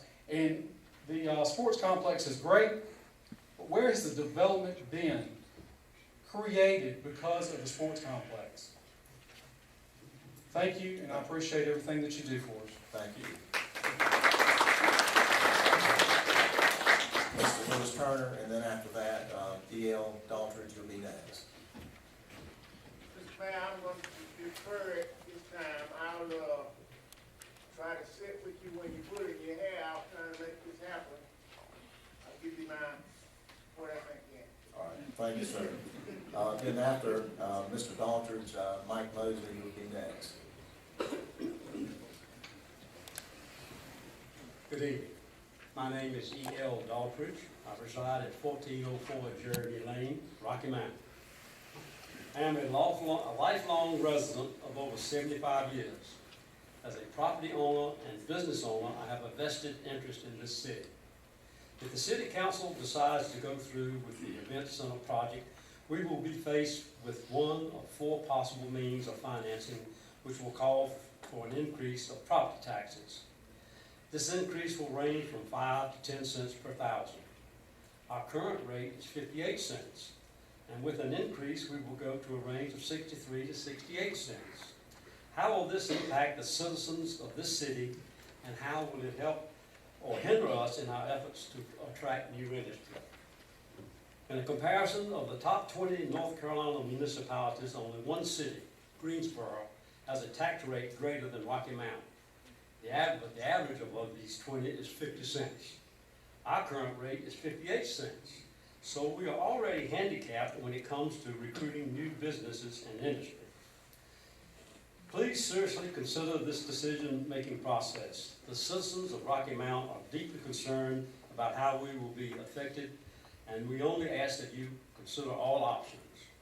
We are just asking for a sincere and complete decision-making process. We have a democratic form of government. We are your constituents. Hear us out. We are entitled to our opinions. No, we do not have to agree. This is not a strong win to defeat. It is a plea to be heard. This is not a strong win to discredit the City Council. It's a plea for you to hear us. This is not a strong win that does not want to see this happen. It is a plea that you hear our voices. Thank you. Thank you, Mr. Daltridge. After Michael Mosley is Alan Hayes.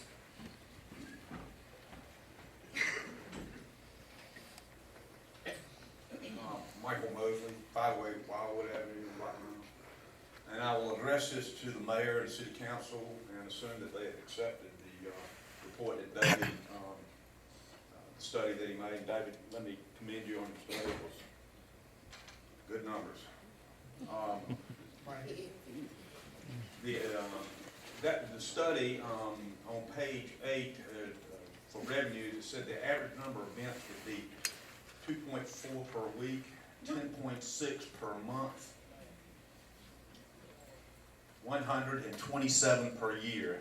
Average attendance of 2,000 per event, 48 per week, $20,800 per month and $250,000 per year, based on the report. Revenue projections include for 10 years or $1.2 million for somebody to put their name on the building, $2.2 million for premium seating, which I assume is executive boxes or corporate boxes,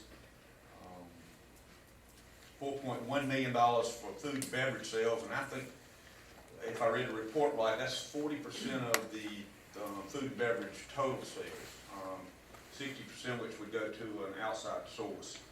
So that's $1 million per year in food and sales for this supposed center, and $2.4 million for parking at $5 per park.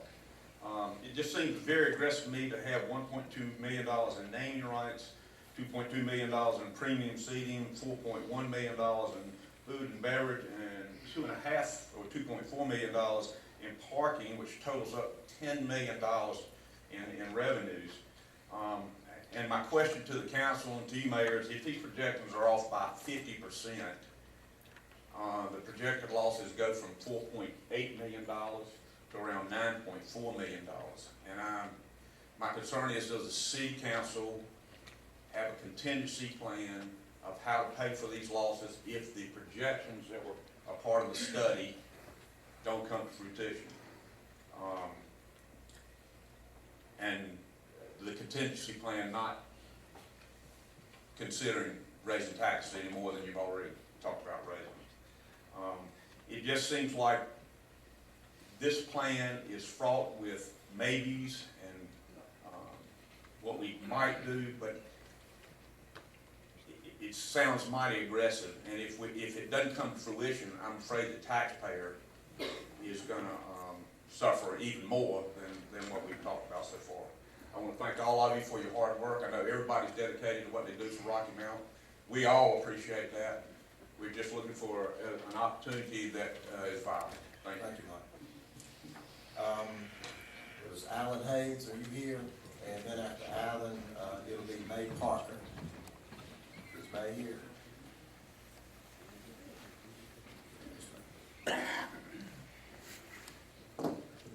Honorable Mayor, City Council, my fellow citizens, I come to this meeting in great concern. And, I'm Alan Hayes, I live at 221 Candlewood Lane, Rocky Mount. I'm a lifelong citizen. And I listen to the city manager and the others. And if I was a foreign investor and I was going to invest here, why would I invest into something that's going to lose money? And on top of that, every project that was shown by the Davenport Company were losing money, except for one or two, and they were starting to lose money. And it seemed like to me that every city that was represented on the slideshow were bigger cities than Rocky Mount itself. Now, when we get down to basics, Rocky Mount is still in a recession. And we are losing jobs. People are leaving. We're having a hard time now as a city. And when you raise property taxes, you're going to increase the taxes on people who can't afford it. Businesses. You're also going to have people not wanting to come here. People having a hard time selling their houses. It takes an average, I looked up, 429 days on average to sell a house here. Now, why would anybody want to come here and buy a house here if their taxes are going to increase when they can have a hard enough time just paying their debts? Because what we're doing here now is we're paying more than we're taking in. And you keep doing that, the average citizen will go into file bankruptcy because we can't afford to do that. Now, maybe I can afford to pay my taxes, but I'd like to have a say-so in what I pay. You got about 30 seconds. Thank you, sir, I appreciate that. So, it might be a great endeavor, but I would say we should not do this, because look at this one thing. We had 2 hotels here. In 1964, the Ritz Hotel was torn down. They had a hotel in North Church Street, that's torn down. There's nowhere for nobody to stay if they have an event center in downtown. Thank you, sir. Yes, sir. May Parker is next, and then after that is Brent Wester. My name is May Parker. I live at 325 Myrtle Avenue. I'm speaking on behalf of myself and the Holly Street community. I have done my own survey throughout the city in every neighborhood, and a lot of people did not agree that we should have this center. But once I finished talking to them, they decided this is a good thing. We must learn as citizens to trust our elected officials, and we all must learn some way to make this thing work. Now, I called my investors in New York, and they told me they think it's a great idea. So, I've been here all these years, and I've worked very hard in every community. And I think this is a good thing that we need. The older people, we must understand that as long as we live, we're going to pay taxes. You're going to pay your taxes, and you're going to pass away. So while we're here, let's make it good for our children. We talk about our grandkids. Well, they're not going to come here. I don't encourage nobody to stay in a southern town all their life. They need to go away, learn something, come back home. And I hope that we can do that. Thank you. Thank you. Brent Wester, and then after that is Sue Perry Cole. Sue's here. Good evening.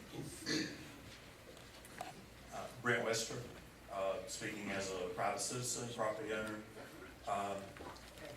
6848 Lee Road, Rocky Mount. Unfortunately, a lot of the press that has surrounded the discussion of this has rightly or wrongly characterized it as a black and white issue. I don't see it as that at all. It's a black and red issue, the colors of the ink that are involved in the project.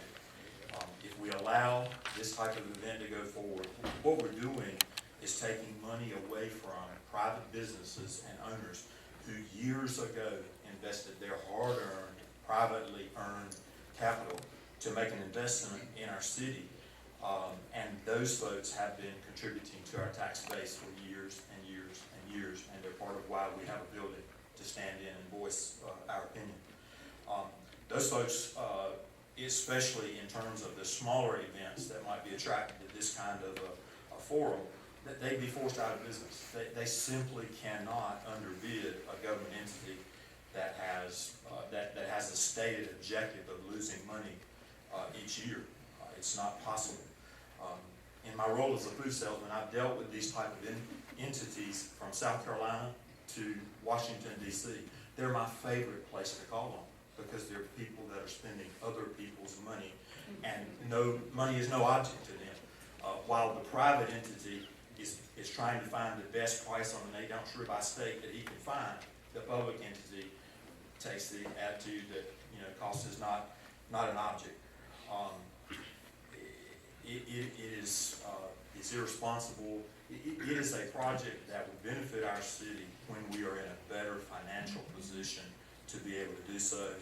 If we have extra money that we can allocate as a city to spend, it'd be my strong suggestion that we spend it trying to find a way to do 2 things that would benefit every average citizen inside the city of Rocky Mount and surrounded, and that is to find ways to help lower our utility bills and to invest more in our police force and make the people in Rocky Mount feel safe in their own home. I thank you for the opportunity to express my Appreciate that. Sue Perry Cole, and then after that, Mayor Body will be next.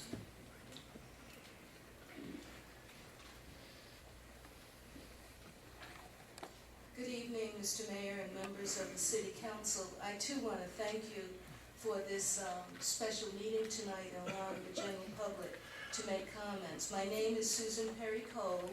I live at 251 Rose Street in Rocky Mount. I live about 1 block east of the Central Main Street downtown corridor, and I want to speak from that perspective. As a homeowner whose property is located in close proximity to downtown, I'm speaking this evening in support of the City Council in pursuing all avenues to implement the proposed downtown event center project.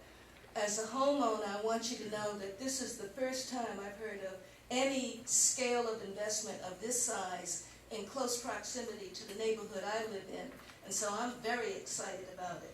I'd also like to state that I worked in Raleigh for over 20 years, and during the course of that employment there, and at one point my office was right in the central downtown area. Somebody mentioned spin-off development.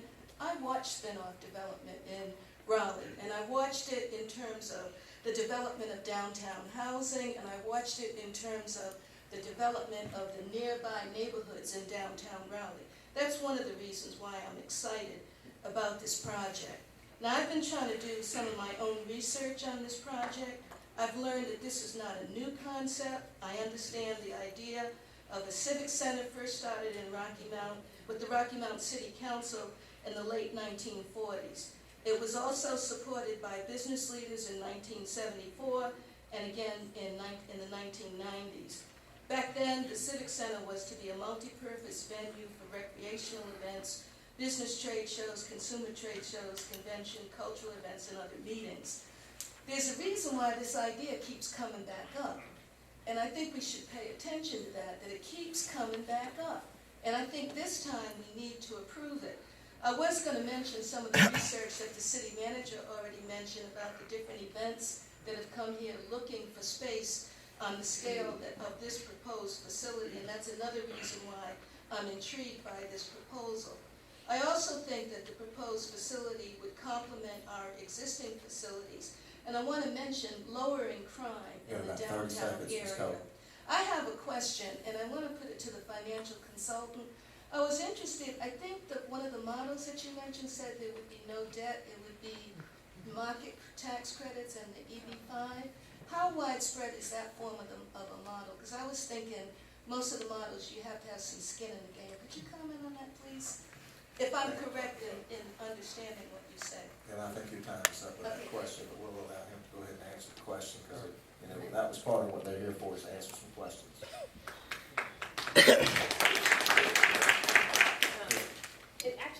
It's that you don't have to have a city obligation with that debt.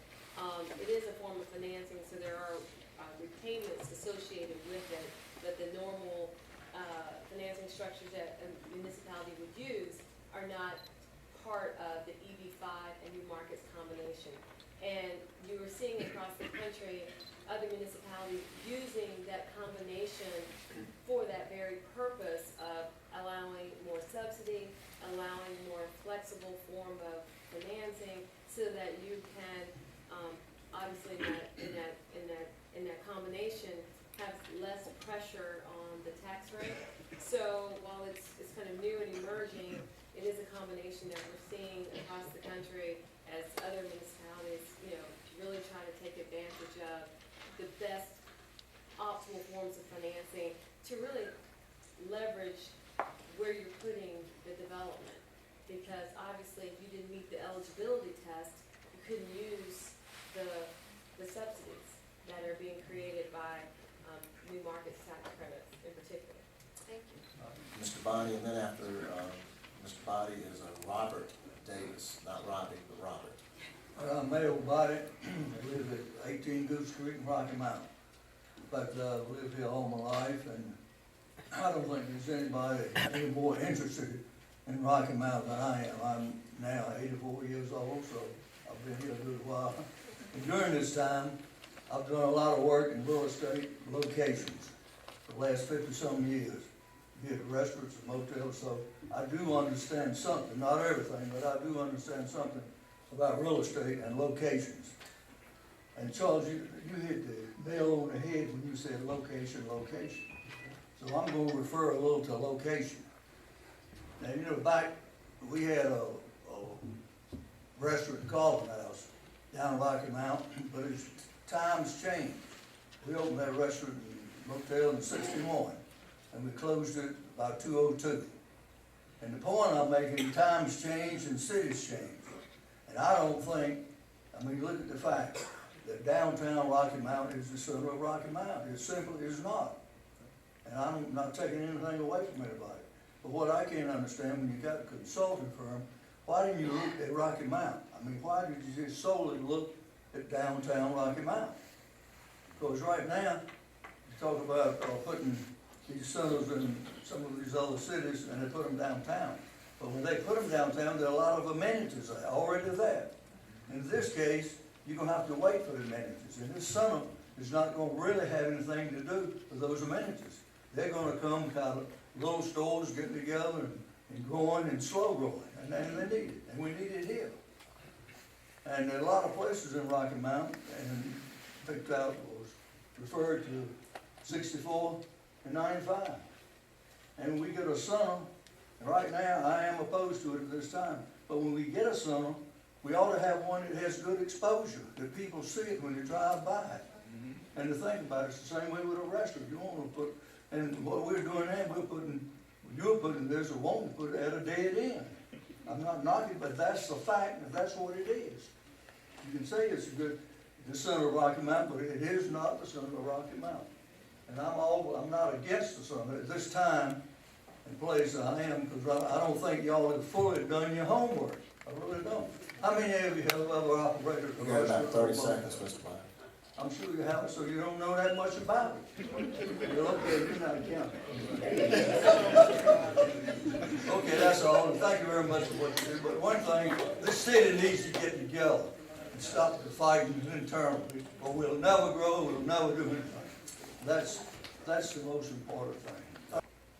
The issues with the infrastructure that does not exist to support it. I'm not going to rehash the concerns that I have. They've already been stated. The one thing I am going to ask this council is that, in my opinion, this meeting is nothing more than a check mark on a box so that you can say you had a public meeting and then go on and approve this center. That is my opinion. I ask you to put this to a vote for the citizens of Rocky Mount who are going to end up paying for it. Thank you for your time. Thank you. Frank Bissett is next, and then A.B. Rose is after him. So Mr. Bissett and then A.B. Rose.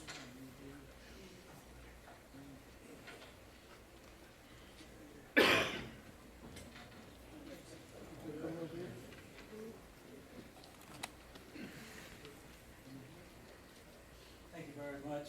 I appreciate this opportunity. My name's Frank Bissett, and I live at 325 Charlotte Avenue. And I'm here to ask y'all one thing. Now, I'm understanding that this event center's gonna lose money. How many of you people sitting up there will go put your money in the bank tomorrow knowing that you're gonna lose money when you put it in there? And I also heard that our city is growing. Well, I understand, I think that it was 57,000, now it's down to 50,000. And I'm an old country boy, but I can do math a little bit pretty good, you know. That tells me that we're not growing, we're losing, you know. And I just asked it, I'm not saying I'm for it or against it, but I think we need to take some money and let's get businesses in Rocky Mount. Look out here at all the textiles, everything we've lost. I've lived in Rocky Mount all my life through John Minges, Mayor, when all of this industry was built. And we've sat here and let it all leave. You know, we don't have any out there. We don't have any textiles in Rocky Mount now. We've lost it all. So somebody's not doing the homework. But I'm just asking you, when you vote up there, you're voting for the people of Rocky Mount. Would you put your money somewhere where you knew you were going to lose it? Thank you.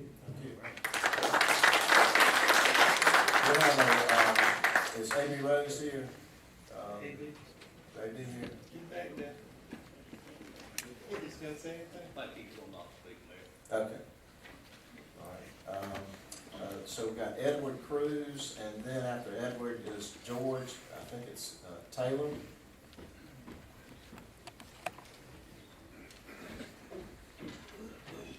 Good evening. My name is Edward Cruz. I am a resident of Beaver Pond, 1725 Sparrowhawk Lane, and president of the Beaver Pond community. I am up here, I took a survey of all my residents in my community on their position on the event center. Let me say first, you can be opposed to something and not against it. At this time, I'm speaking in opposition of the event center. All my neighbors, when I just told them about the event center, first thing they said, well, Eddie, when are we gonna get some sidewalks?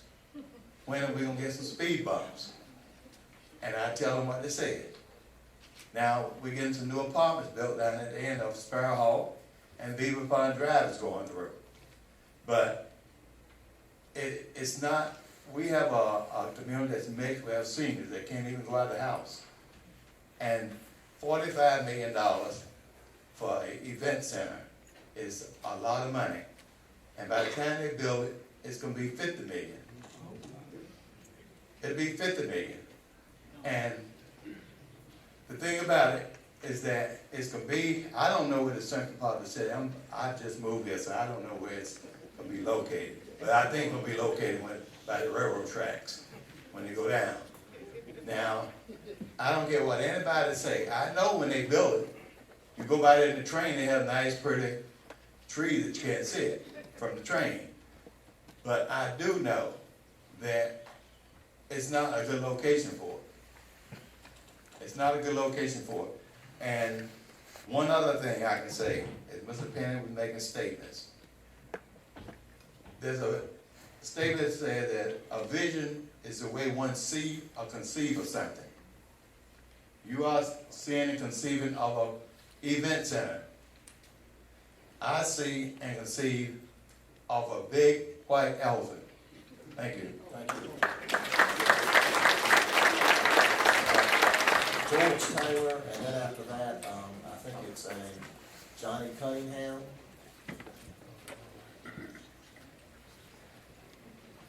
Good afternoon, City Council, Mayor.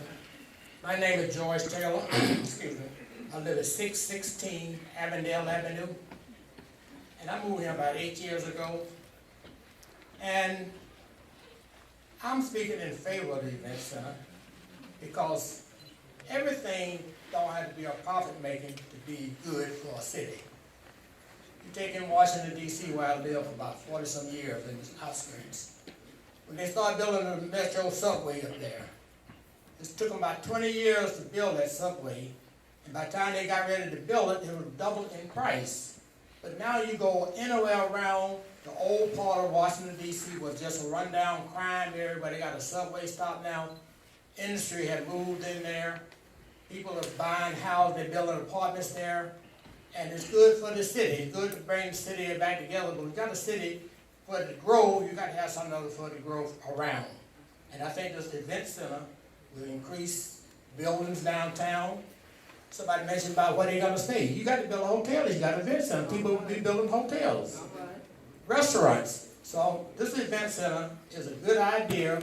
Everything is that the city builds or the government builds not to be a money maker.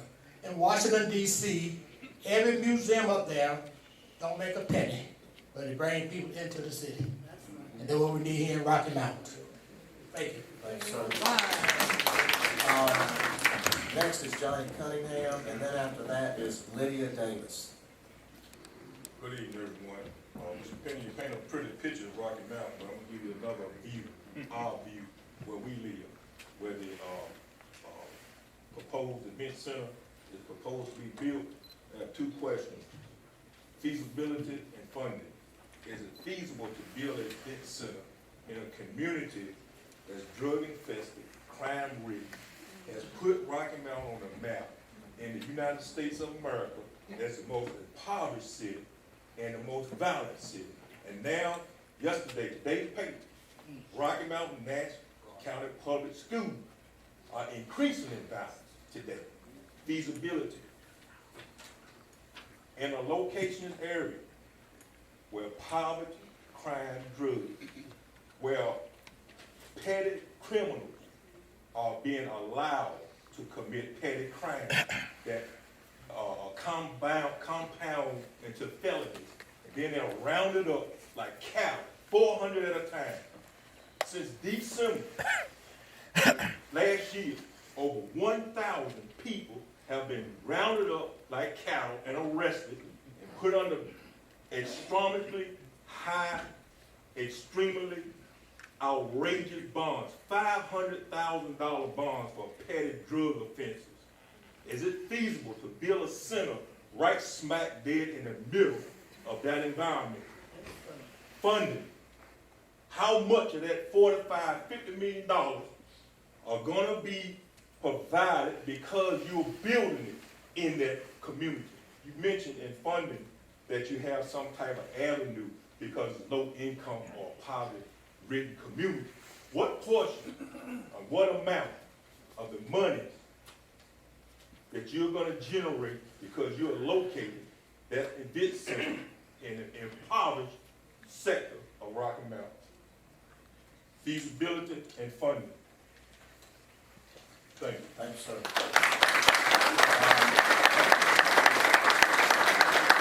Lydia Davis and then Robbie Davis after that.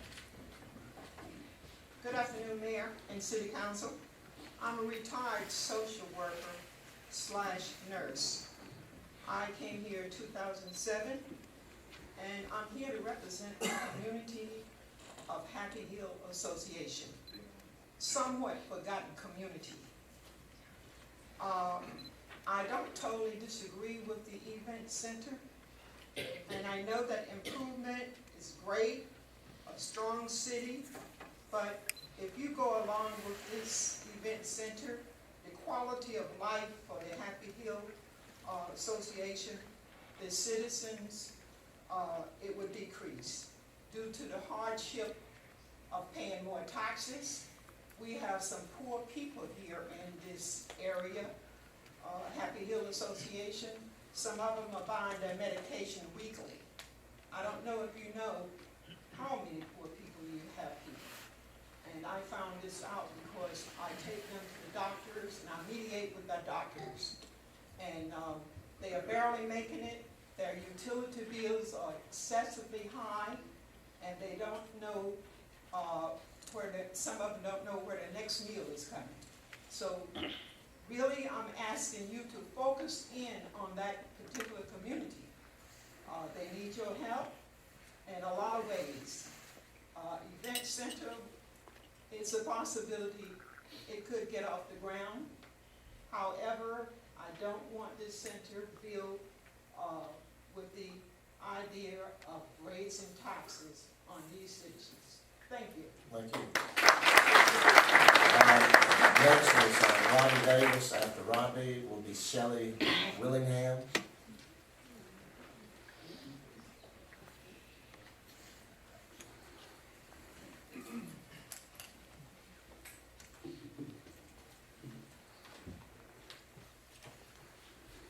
Mayor Cole, City Council, Mr. Penny. My name is Robbie B. Davis, and I've appeared before you tonight as a private citizen speaking for myself only. Though I do not live in Rocky Mount, Mr. Miller, I do have quite an investment in the property in your ward in Rocky Mount, as well as other locations within the city, including downtown Rocky Mount. I stand here tonight to beg, plead, whatever it takes to hopefully get this governing body to understand that we are not ready to take on any more debt that has the remote possibility of having an impact on property tax. We already have one of the highest rates for municipality in the state of North Carolina. I believe I've read recently that it was as high as third from the highest. I have a very small operation in Rocky Mount, and yet we paid $63,000 in property tax last year to the city of Rocky Mount alone. My two largest concerns are property revals and population decline. I'm sure you, as elected officials, know we have our next Queen County revow coming up in 2017, 3 years away. Just as this planned event center debt will come online if we are not successful here tonight. I called Mr. Hyde with the Davenport Company and asked to see, when they did studies like we have here on repayment, did we consider what the next revow was going to look like? Mr. Hyde said he did not think he did, and I will let him address that later if he has time. We must understand that our last revow was done 5 years ago, was right at the absolute peak of the market. Mayor Combs, I'm sure you know as well as anybody in this room what our sales of new and existing homes have been like the last 5 years. All these below tax value sales will come to play in the next revow. It is felt by many the total assessed value in Rocky Mount could go down as much as 18%. This equates to a reduction of $3.5 million in revenue for the city of Rocky Mount. The first thought of government is to increase the rate to make up for the loss in revenue. I stand here tonight to let you know our businesses and our homeowners cannot stand a rate increase.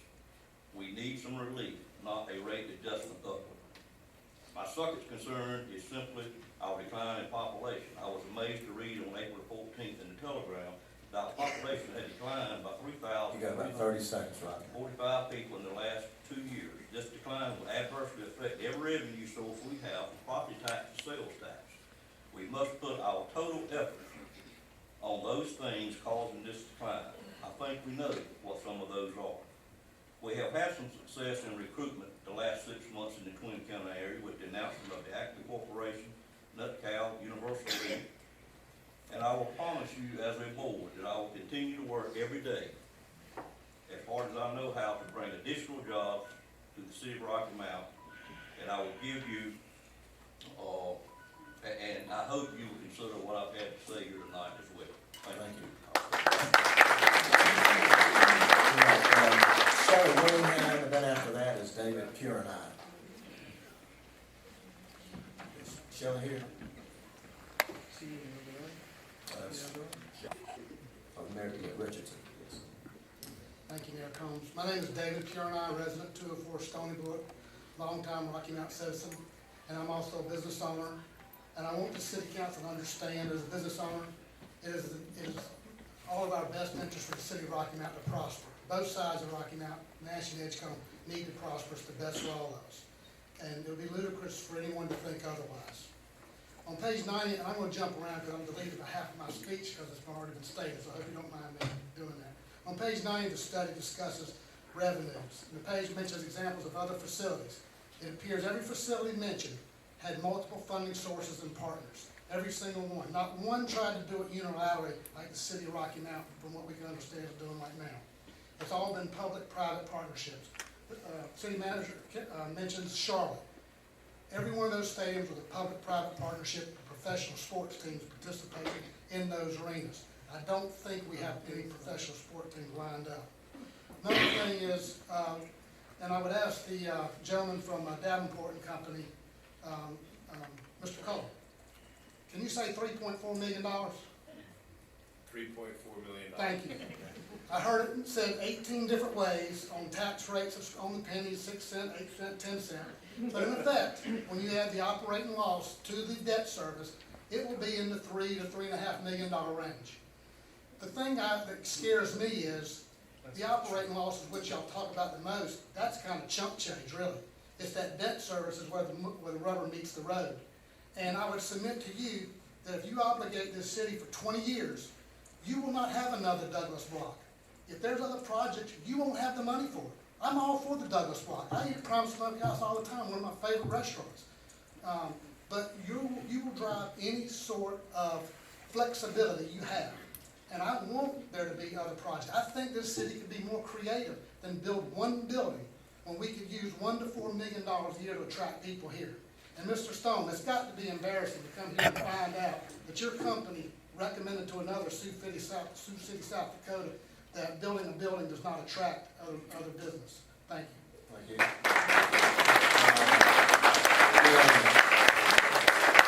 Mary Richardson, and then after Mary is Skip Carney. Good evening, Mr. Mayor, City Councilman. I am standing to represent myself as a resident of 747 Marlboro Place, Rocky Mount. I am not a native of Rocky Mount. I am actually born in Virginia in 1937, and I went to New Jersey, which I really loved that idea in 1945 when I was 8 years old. I came to Rocky Mount in 1969. Oh, not Rocky Mount, excuse me, to North Carolina. But I'm used to the city where the wages are more, where the buildings are bigger, and where they have more things to occupy, or to give the people something to do, and people where they can work. When I come to North Carolina, I found that the wages were less. You do more work, and you don't have as much things to do. This is why people left. The young people, way back when I was young, left and went to the north. Because there's nothing here to keep them interested or a job, really. But I'm for the event center. You know, you cannot get anything for nothing. You can't grow unless you go forward. You gotta step out sometime or other. And I realize it's property owners that don't want taxes going up, or business people that don't want to pay any more taxes because they feel like they've been paying enough. But we all know that some of the businesses have loopholes that they can get off with paying less taxes than the regular resident people do, or the regular small business people do. I've heard this from the government, of the federal government, to the state You got government. about 30 seconds. And down to the city government. We don't want to do anything for the poor people. If you don't have anything going for the rich folks, they don't want to do it. They don't want to do it. They just don't want to do it. I'm sorry. Thank you. We got Skip Carney, and then after Skip is Emerson Porter. I think I'm correct. Mr. Mayor, ladies and gentlemen of the City Council, and Mr. Penny, I'm Skip Carney. I live at 6303 Point Lane, Rocky Mount. And I'm speaking for myself. I am a member of the Community Council. And I think an event center is a cool idea. In fact, I'm probably the most optimistic person you know on any subject, because I believe Rocky Mount can be anything it wants to be. I'd love to see an event center be successful here. But our consultants have already said it's guaranteed to lose money. It's guaranteed to lose $4 million a year on average, you know, in negative cash flow, debt service, and the whole works. And I'd like to suggest that building a $40–50 million building on the backs of the people that live in this town, everybody who rents, everybody who owns, everybody who lives here will pay for this. Every citizen of Rocky Mount will own a season's pass to the event center that they'll never be able to use, because they've just got to pay the bill. I'd like to suggest that there's other ways to make our town more attractive and more interesting and better than it is, and develop, you know, the economy stronger. I think that this idea is 40–50 years old, and it's 40–50 years past its opportunity. Let's look at some other ways to make Rocky Mount more successful. But let me point out, this is not the first time the city has invested in the downtown area. We've spent $70 million in the last 15 years. When you look at the streetscape, the train station, the Imperial Center, which is fantastic, the Douglas Block, the library. $70 million in the last 15 years, or less. But downtown continues to empty. Businesses continue to leave. People continue to leave. Our population is shrinking.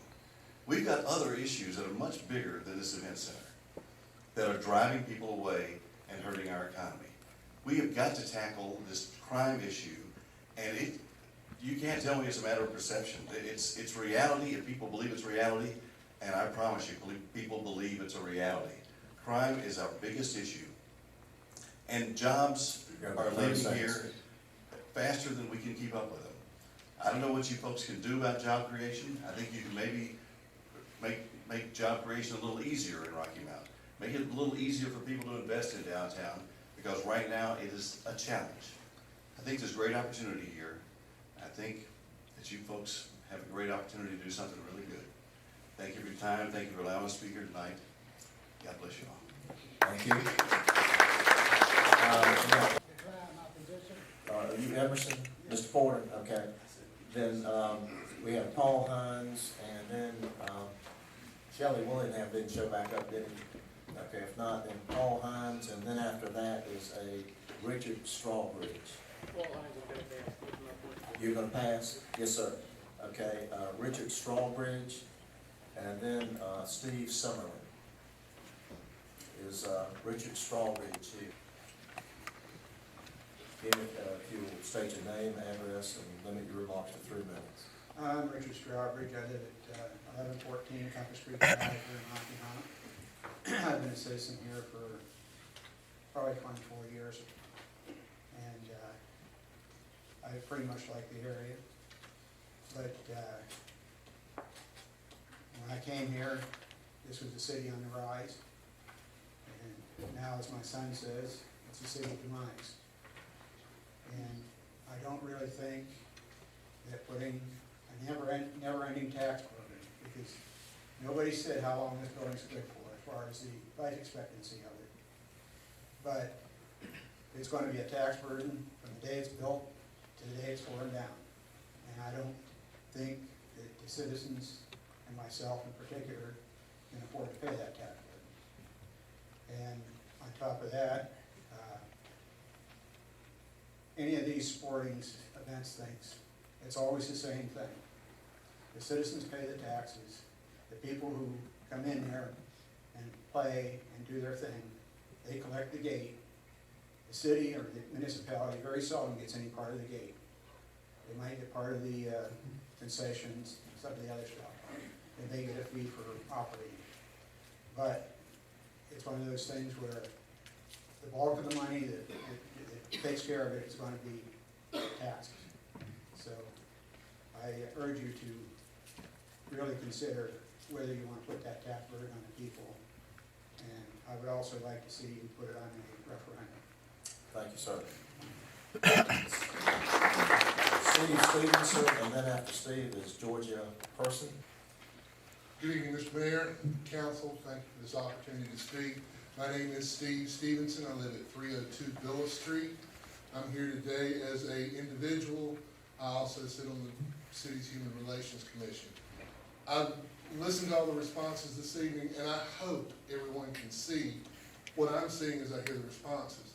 We have a haves and have-nots, us versus them, Nash versus Edgecombe, rich versus poor, and the unintended consequence of what I hope everybody is able to grasp is we now have a fantastic forum for a conversation that really needs to happen in Rocky Mount, is about race relations, is about the relationship between individuals that have had an opportunity to be successful and those that are striving to hopefully be successful in the future. Is this event center an opportunity for success in that? I don't personally think so. I think an event center is a great thing. I'd love to own a Ferrari, but I don't have a garage. The property that I own at 302 Villa Street, I can't build a garage to put a Ferrari in. And a Ferrari costs about $40,000 a year if you don't even drive it because of the required maintenance. I can't afford the maintenance. So when we look into that consideration, one of the things I really want to point out is some people say, well, the taxpayers are going to be the ones taking care of this. I don't have property tax, so it's not a problem. Folks, rents will go up if a property tax increase is there. If those rents go up, I've spoke with people who own properties, and they tell me that the very first thing they will do is dump and run. Now, when I say dump and run, these property owners are not looking at maintaining these properties, they're looking at fire selling, getting out of the affordable rental property business. The people that they sell these homes to, you have to consider if they're buying them at fire sale prices, if they're getting out of these houses in a hurry, you're looking at people that are essentially going to be slumlords. We already have problems with our property management in some of our affordable property management areas, and it's basically wards 1, 2, 3, and 4 where the bulk of our affordable rental property is. As a member of the Human Relations Commission, I'm concerned that we're gonna have people that are gonna, right now in barely standard housing, that are gonna be looking at substandard housing because those people that buy those Yeah, about properties 30 seconds. are not going to maintain them in the level that they are now. Again, I think we have an opportunity to take hold of this situation and address what really needs to be addressed is our race relations within this city and get everybody back on the same page. Thank you. Georgia, and then after that is Ron Price. Is Georgia? Mr. Mayor, Mr. City Council, distinguished guests, my name is Al Bullard. I live at 321 Delaney Drive. I've been here all my life. I was born and raised here. In fact, I was raised on Long Street until my parents bought another house and we moved over on Westmount Drive. But I raised two children here, educated them in the Nash Rocky Mountain school system. Both of them went off to college, graduated, and they're never coming back to Rocky Mountain. And the reason they're not coming back is because they know that things are just not happy here. Mr. Penny, I heard you talk about the Roanoke Rapids Theater, and you're right. There's a difference, but what you have in common is that the mayor and city council of Roanoke Rapids voted for that. Had it run down the citizens' throat, and it's sitting up there right now, running a gambling institute, and it tried to pay it off. So, my thought is, certainly we need a vote. The citizens need to vote, and I appreciate it. Thank you. Thank you. Reverend Leonard, are you here, Ms. Leonard? And then after that is Peggy Aldridge. I'm Rosa Leonard, and I live out on Highway 48 near Gold Rock. I lived in Rocky Mount and taught in the public schools. And I think that the event center has become, for me, a dream, a nightmare. Because we have proposed something that is too big for our britches, too much money, not enough planning, and not enough people. If you've ever been to a church that was dying and the minister told you to go out and get people, you had to get people. Well, if a plan of this sort is to be possible and work effectively, we've got to get more people. And we have to get people who have more money. The cost is just astonishing. When I hear the money and I think 50,000 people, and many of them are not adults, if we all had $1 million to donate, it wouldn't really make that much difference. But there's one thing that bothers me more, and that is location. And my one question for the members of this group is, tell us the location. Because as someone said, it has to suit the people of Nash County and Edgecombe County. Will it be with a big bridge over the train track?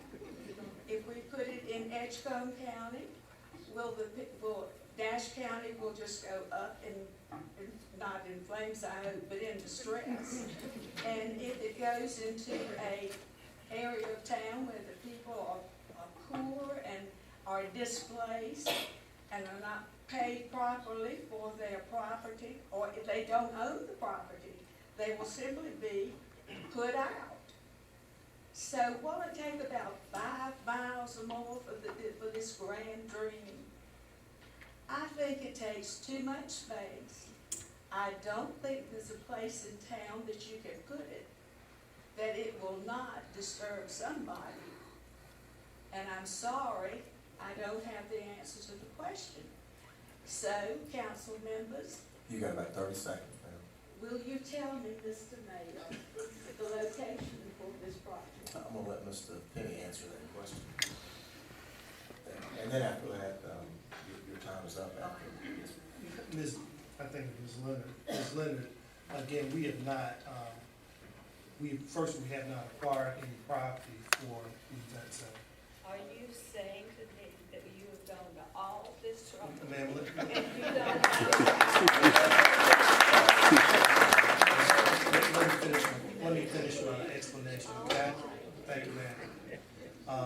we have not purchased any property.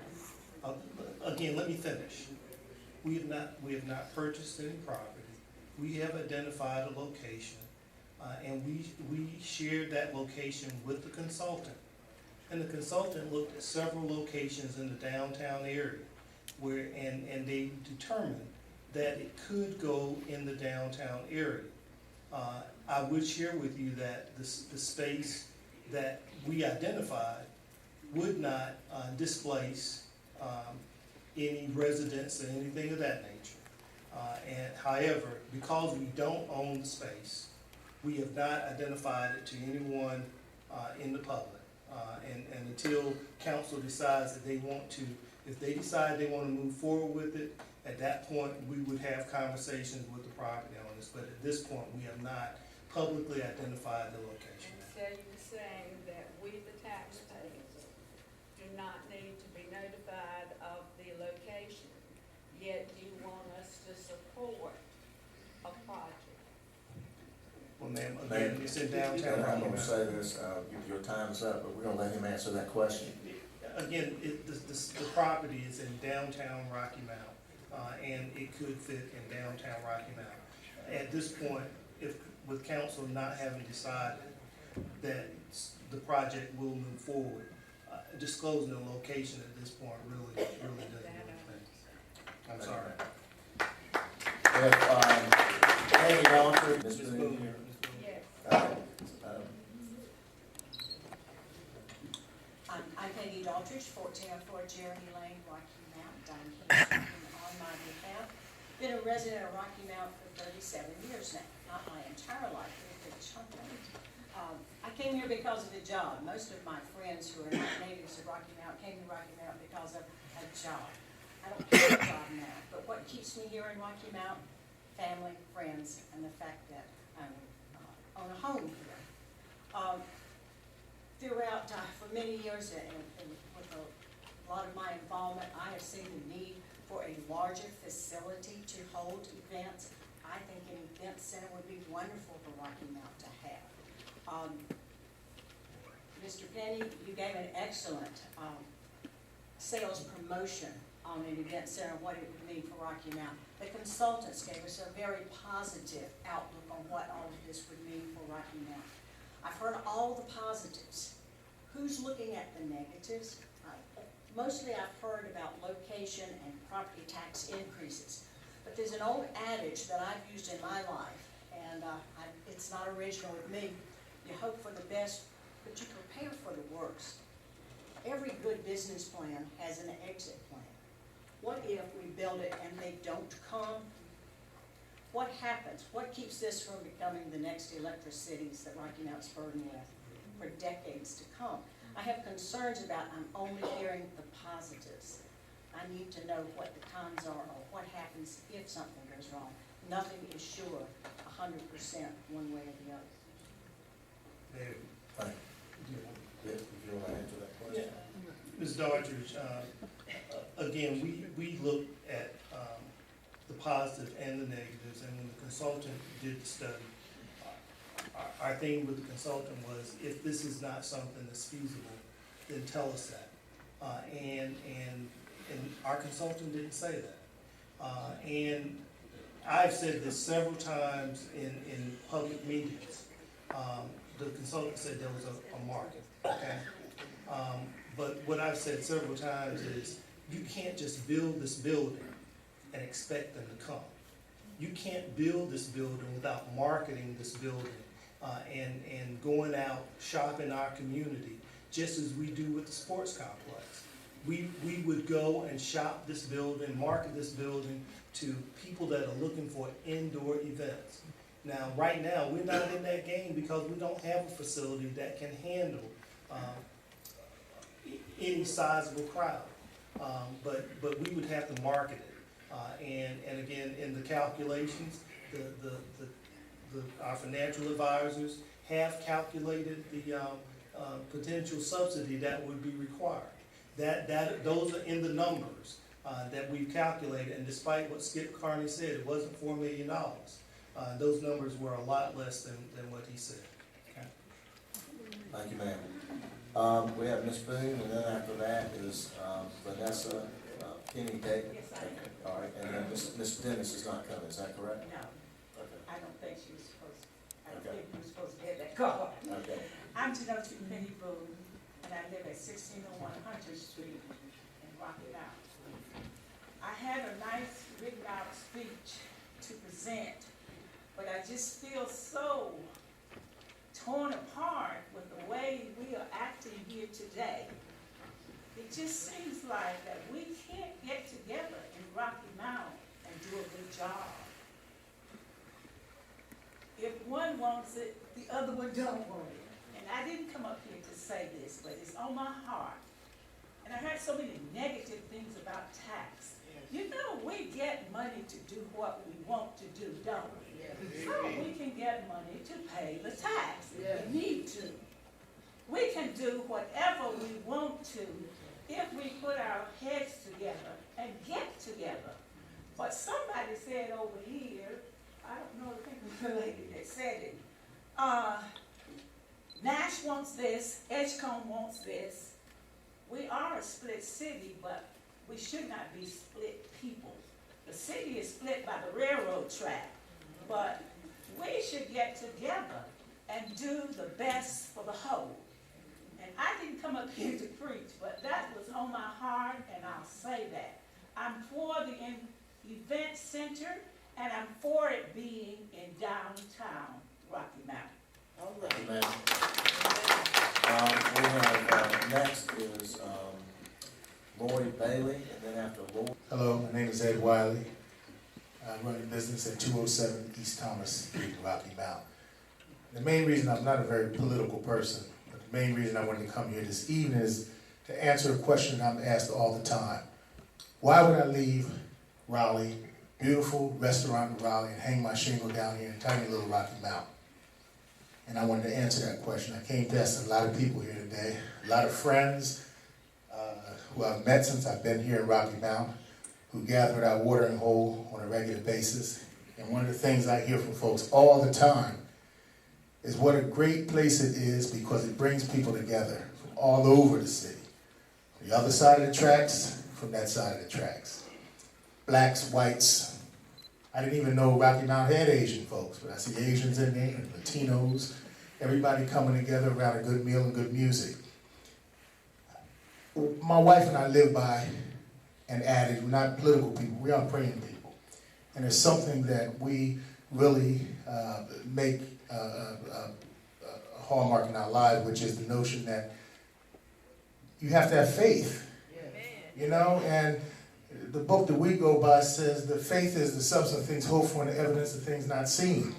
And so why would I hang my shingle here? I hang my shingle here because we have faith that people will come, that it will prosper, and we thank you, people of Rocky Mount, for doing that for us. You come to our restaurant, it prospers, despite the fact that when we were doing our surveillance on Rocky Mount, we rode through a town that had ramshackle buildings here and there, dilapidated this and dilapidated that. But guess what? We saw a place, my wife looked at that dusty little garage and said, this could be a beautiful place with beautiful lights. I saw a place, I said, people will come, everybody will come together because we have the right spirit, and Rocky Mount could be on the map. We both lived in little towns and big cities that were beat up. I remember somebody tried to sell me a house in D.C. at $100,000. I said, $100,000 in this crime-ridden little neighborhood? And right now you need $1 million to buy that house. And guess what? When you build, crime disappears. Don't build anything, crime will fester. I promise you that. So I say this to say to all the people, don't stop coming because I'm talking to you. I love you, I love the city. I want to see it grow, but if you don't build it, I promise you one thing, nobody's going to come. Build it, they're going to come. God bless you. Keep praying for us. Keep praying for Rocky Mount. Let's make this thing happen. We can light it up. We've seen a whole lot of little raggedy cities turn into something wonderful. Raleigh's one of them. D.C., my hometown of Philadelphia, Baltimore. All these places are coming back because somebody had enough faith to say, let's do it. No faith, your works, no work, your faith is dead. Works equal money and investment. Your time is up. Thank you.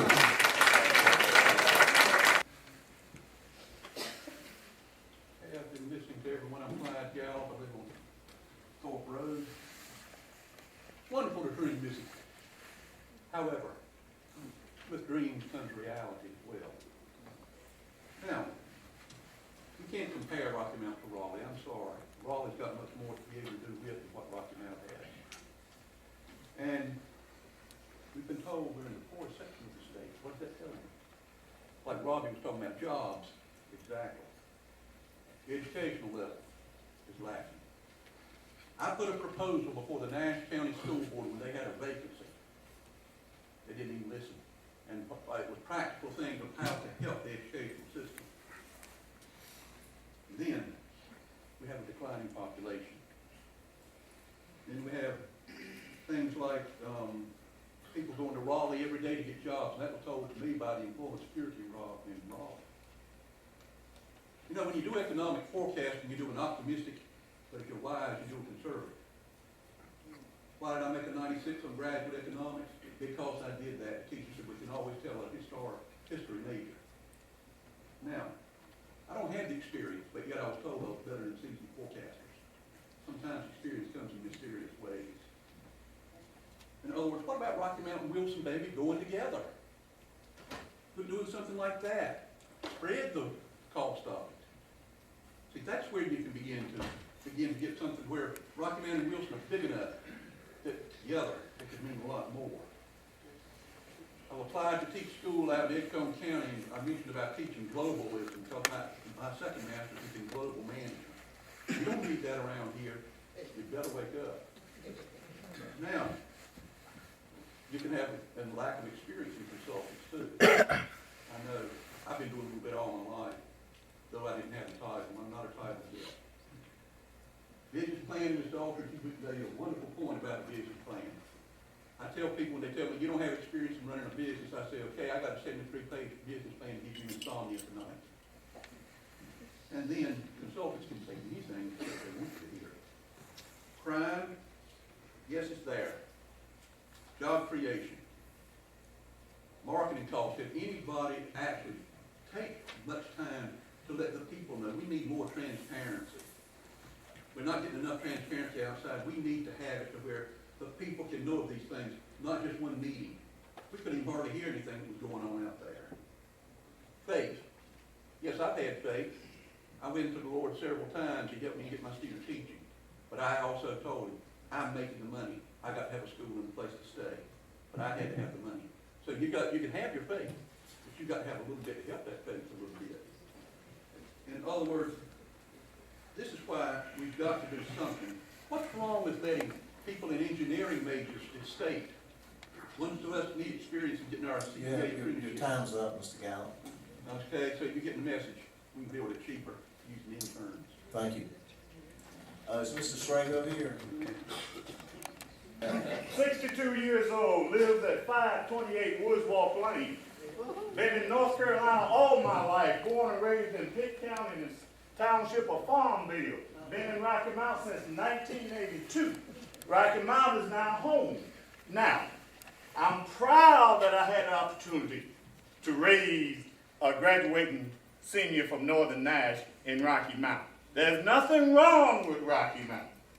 I brag all the time to my friends about I live in Rocky Mount. It's close to the beach, not too far from the mountains, and we have no traffic jams. And those of you talking about how to get over the railroad track, there are 5 opportunities.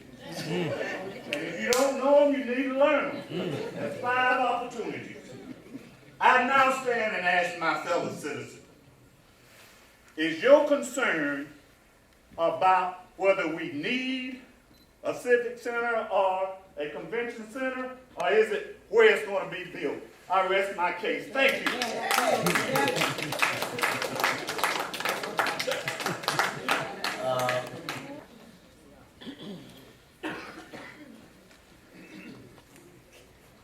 Hi, I'm Bill Lanus. I live at 101 Litchfield Court. I'd like to thank everybody for giving me the opportunity to speak.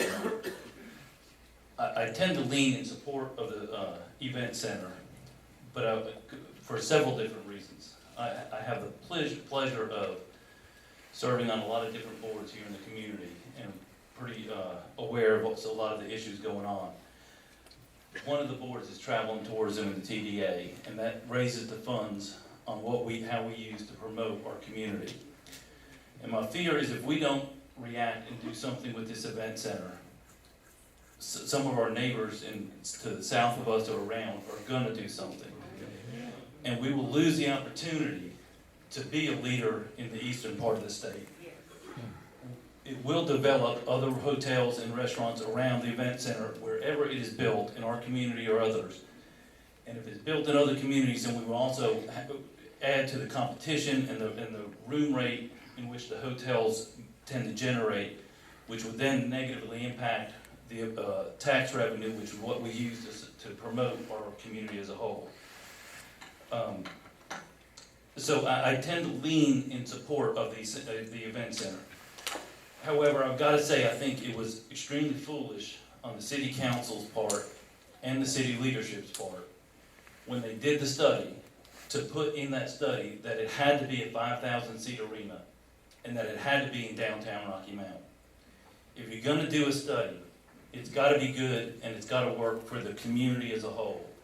And to say that it had to be in downtown and it had to be 5,000 seats, I think negatively it took away from the credibility of the study, not the folks necessarily doing it, but the credibility of the study. If it was meant to be in downtown and be 5,000 seats, then the study would have dictated that. I think you pay for experts to get their opinion, and yet you told them what you wanted to hear. And I think that was a mistake. I also would question, and I think one of the issues with the hotels is that we are full, largely, most of the time, Friday, Saturday nights, Thursday, Friday, Saturday nights. We need to make sure we have About events. 30 seconds, okay. We need to make sure we have events that help build the hotel revenue Sunday through Thursday nights. I think the event center has a potential for doing that. But if it's all about sports, then it's not gonna, the hotels are already full on the weekend. So we need to make sure we're doing a wise job in everything when we consider how we do this event center. Thank you for your time. Thank you. Mayor, Yes. David, you want to respond to the 5,000 seat direct? Yeah, we were directed to look at a downtown site, but we weren't directed to look at any specific size per se. I mean, we knew coming in, and I think it was mentioned in the RFP that the city had been looking at 5,000 seats, but that wasn't any directive. That was part of what we were testing, and we did end up guessing that general range because I think something bigger is too big for Rocky Mount for now and for the future. So I think they're on the right track with that assumption, but that wasn't handed down to us. Thank you. Stephen Broderick, are you here? Good evening. Mayor, City Council, in state I am Jackie King. I reside at 122 Haynes Avenue in the Battleboro community, North Rocky Mount. And I'm speaking tonight as a citizen from the Battleboro community, as a leader in the area, as the Vice President of the Rocky Mount branch of NAACP, as a student of the First Citizens Academy. So I have Rocky Mount covered. And I'm speaking tonight in support of the event center. And I want the City Council to go ahead and pursue all possible avenues to implement this downtown event center. I'm probably one of the youngest speakers you had tonight. I'm 52 years old. And I see the downtown event center as something that's very well needed. And the reason why, because I have a 12-year-old, and 12-year-old like sports. It's not all about sports. We can go to see a play. We can have plays at the event center, like Broadway plays. We don't have to go to New York or travel to Durham. It can be right here, downtown Rocky Mount, North Carolina. So the city center is, like you said, it's going to be a multi-purpose, not just sports. We can have recreation, business trade shows. Everybody benefits, not just the black, not just the white. It'll be for everyone. So I say that this past October, the Rocky Mount branch of the NAACP hosted the state convention. And we had to travel to different revenues in the city, different areas in the city to have one event here, and go over here to have an event, come back and meet over here. And if we had a downtown event center, everything could have been in one place. So I say that having a downtown event center will bring more state and regional conventions and have an economic impact on the city of Rocky Mount. And just was stated earlier, this weekend, the South Spring Sports Festival. I saw signs about that all up and down 95 as I traveled, coming back home about the event center. So I see it as a great opportunity for the citizens of Rocky Mount to have a downtown event center. And I say to you, City Council, please move forward this event and come back here with the results. If we're a city on the rise, let's rise up to the occasion and move forward with the event center. Thank you. Thank you. Jackie Key, is Jackie still here? That was her. No, that's Jackie, I'm sorry. I'm Polly Warner. I live at 3604 Woodlawn Road in Rocky Mount. A lot of the things I was thinking about have been stated already. I do have a question. Did the City Council consider any alternative site other than downtown Rocky Mount for the event center? Mr. Penny? Downtown was the only location. I'd like to propose another site. I'd like to propose a site north of our sports complex. There is property for sale out there. I've been out there to look. It would be near our highways, Interstate 95 and Highway 64 and 301. It would be near already established hotels, motels, and restaurants.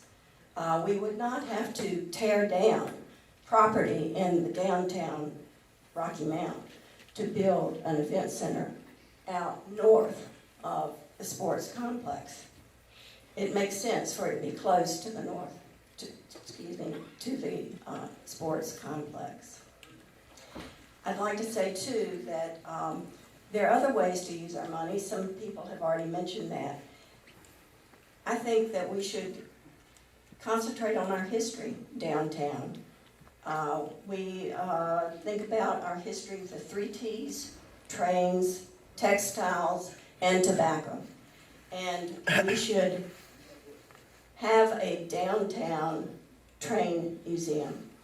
We should have outlets that sell clothes, shoes, linens, and so forth, and attract people downtown to shop. This would generate other businesses, downtown restaurants, and tourism downtown Rocky Mount. As far as jobs go, restoration and renovation of Rocky Mount downtown Main Street would be jobs for electricians, plumbers, carpenters, architects, artists, designers, painters, brick masons, salespeople, and people in advertising and promotion. And we need to promote our downtown as a destination for tourists. You have about 30 seconds, Ms. Warren. Thank you. I would like to see a vote by the citizens of Rocky Mount about the event center and where it would be located. Thank you. Thank you. Is Howard Leonard still here? Is Mr. Leonard still?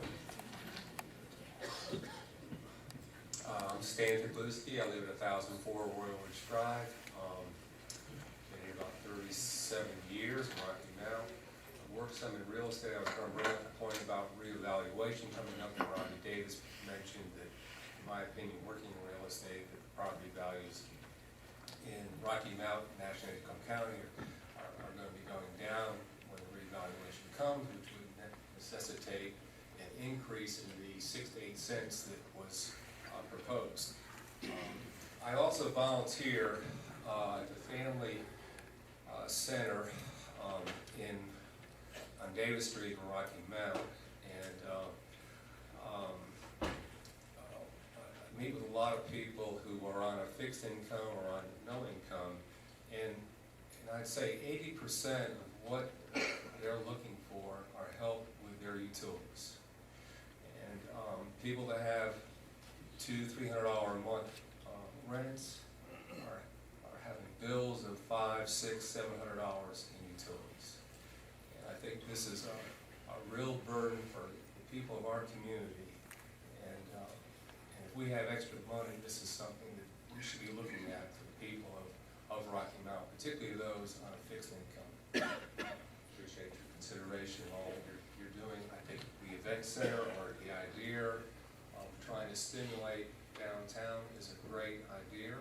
I've seen over the years that I've been here that the deterioration of downtown, and it would be great to have it come back. I think the whole picture needs to be reviewed. Thank you.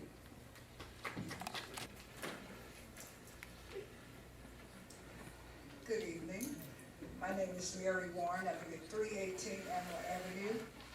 I grew up in rural Rocky Mount, North Carolina. As a teenager, I used to come downtown Rocky Mount to Douglas Block. That was a good thing for me. I moved away from Rocky Mount, stayed away about 20 years, been back 30 plus years. So I've actually seen the downtown Rocky Mount die. What I have to say tonight, I support the event center, and I'm very proud of the city council, because without a vision, the city perish. There is a vision going on in Rocky Mount, and one thing that I'm proud to see, that they have a plan. When you fail to plan, you plan to fail.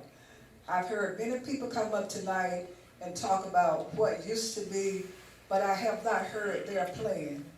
I have seen the presentation from the city council. I am very proud of the research that they have done. I have a background as a quality service, technician. I'm used to problem solving. And what I have seen with the city council, they have done their homework and they have a plan in place. And I'm very proud of our city council, city government, and I thank you and I support the event center. Thank you, ma'am. And limit your remarks to 3 minutes. My name is George Berth. I'm speaking of myself as a citizen. I live in Escort County, 1310 Springfield Road, Rocky Mount. I've been here about 40 years. You know, history repeats itself. I remember when, back in the 40s and 50s, when so many blacks were on the farm in Escort County. I'm sure Nass County was the same way. And they worked 45, 50 years. And then we could die, taken away from them. We left and went north to better ourselves. We also had to come back and send money back to our parents to help them. I remember my father told me when I came back here from New York, he said, son, I sure wish you lived 10 years early. That's how much I helped him. Now, you're talking about jobs. I remember when the IBP plant would come here. I remember the chicken processing plant would come here. I didn't see these people complaining. Where the referendum in? They didn't want it. Farmers not gonna last forever. People need jobs. If you ain't got no job, you're gonna have crime. It's automatic in any city. Our city council, we voted for you all. You need to go do your job. You need to do it. Now, I cannot believe that he already negative about the event center. I'm sure that when you were younger, you were in a lot of places. Italy, vacation, but now you probably got old, you don't go nowhere else. Now you want young people to be like you. That's not gonna happen. We need to do something. And our city council, we voted for you, you go and do your job. And we don't need no referendum on this event center. Thank you.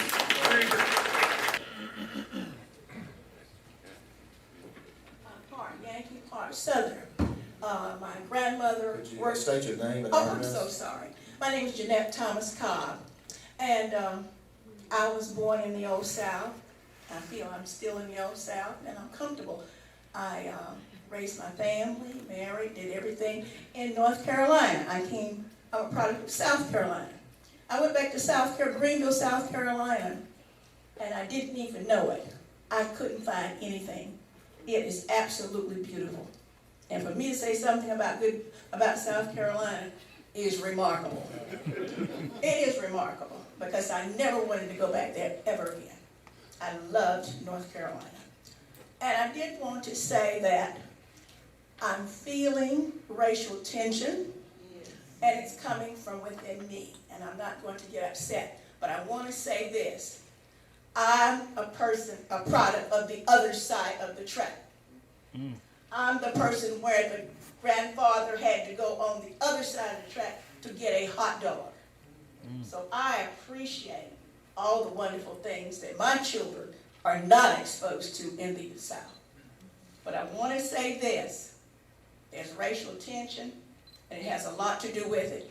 And one more thing, we failed to mention, if this were planned for another part of the county over the track where I was born, I guarantee you they would want it.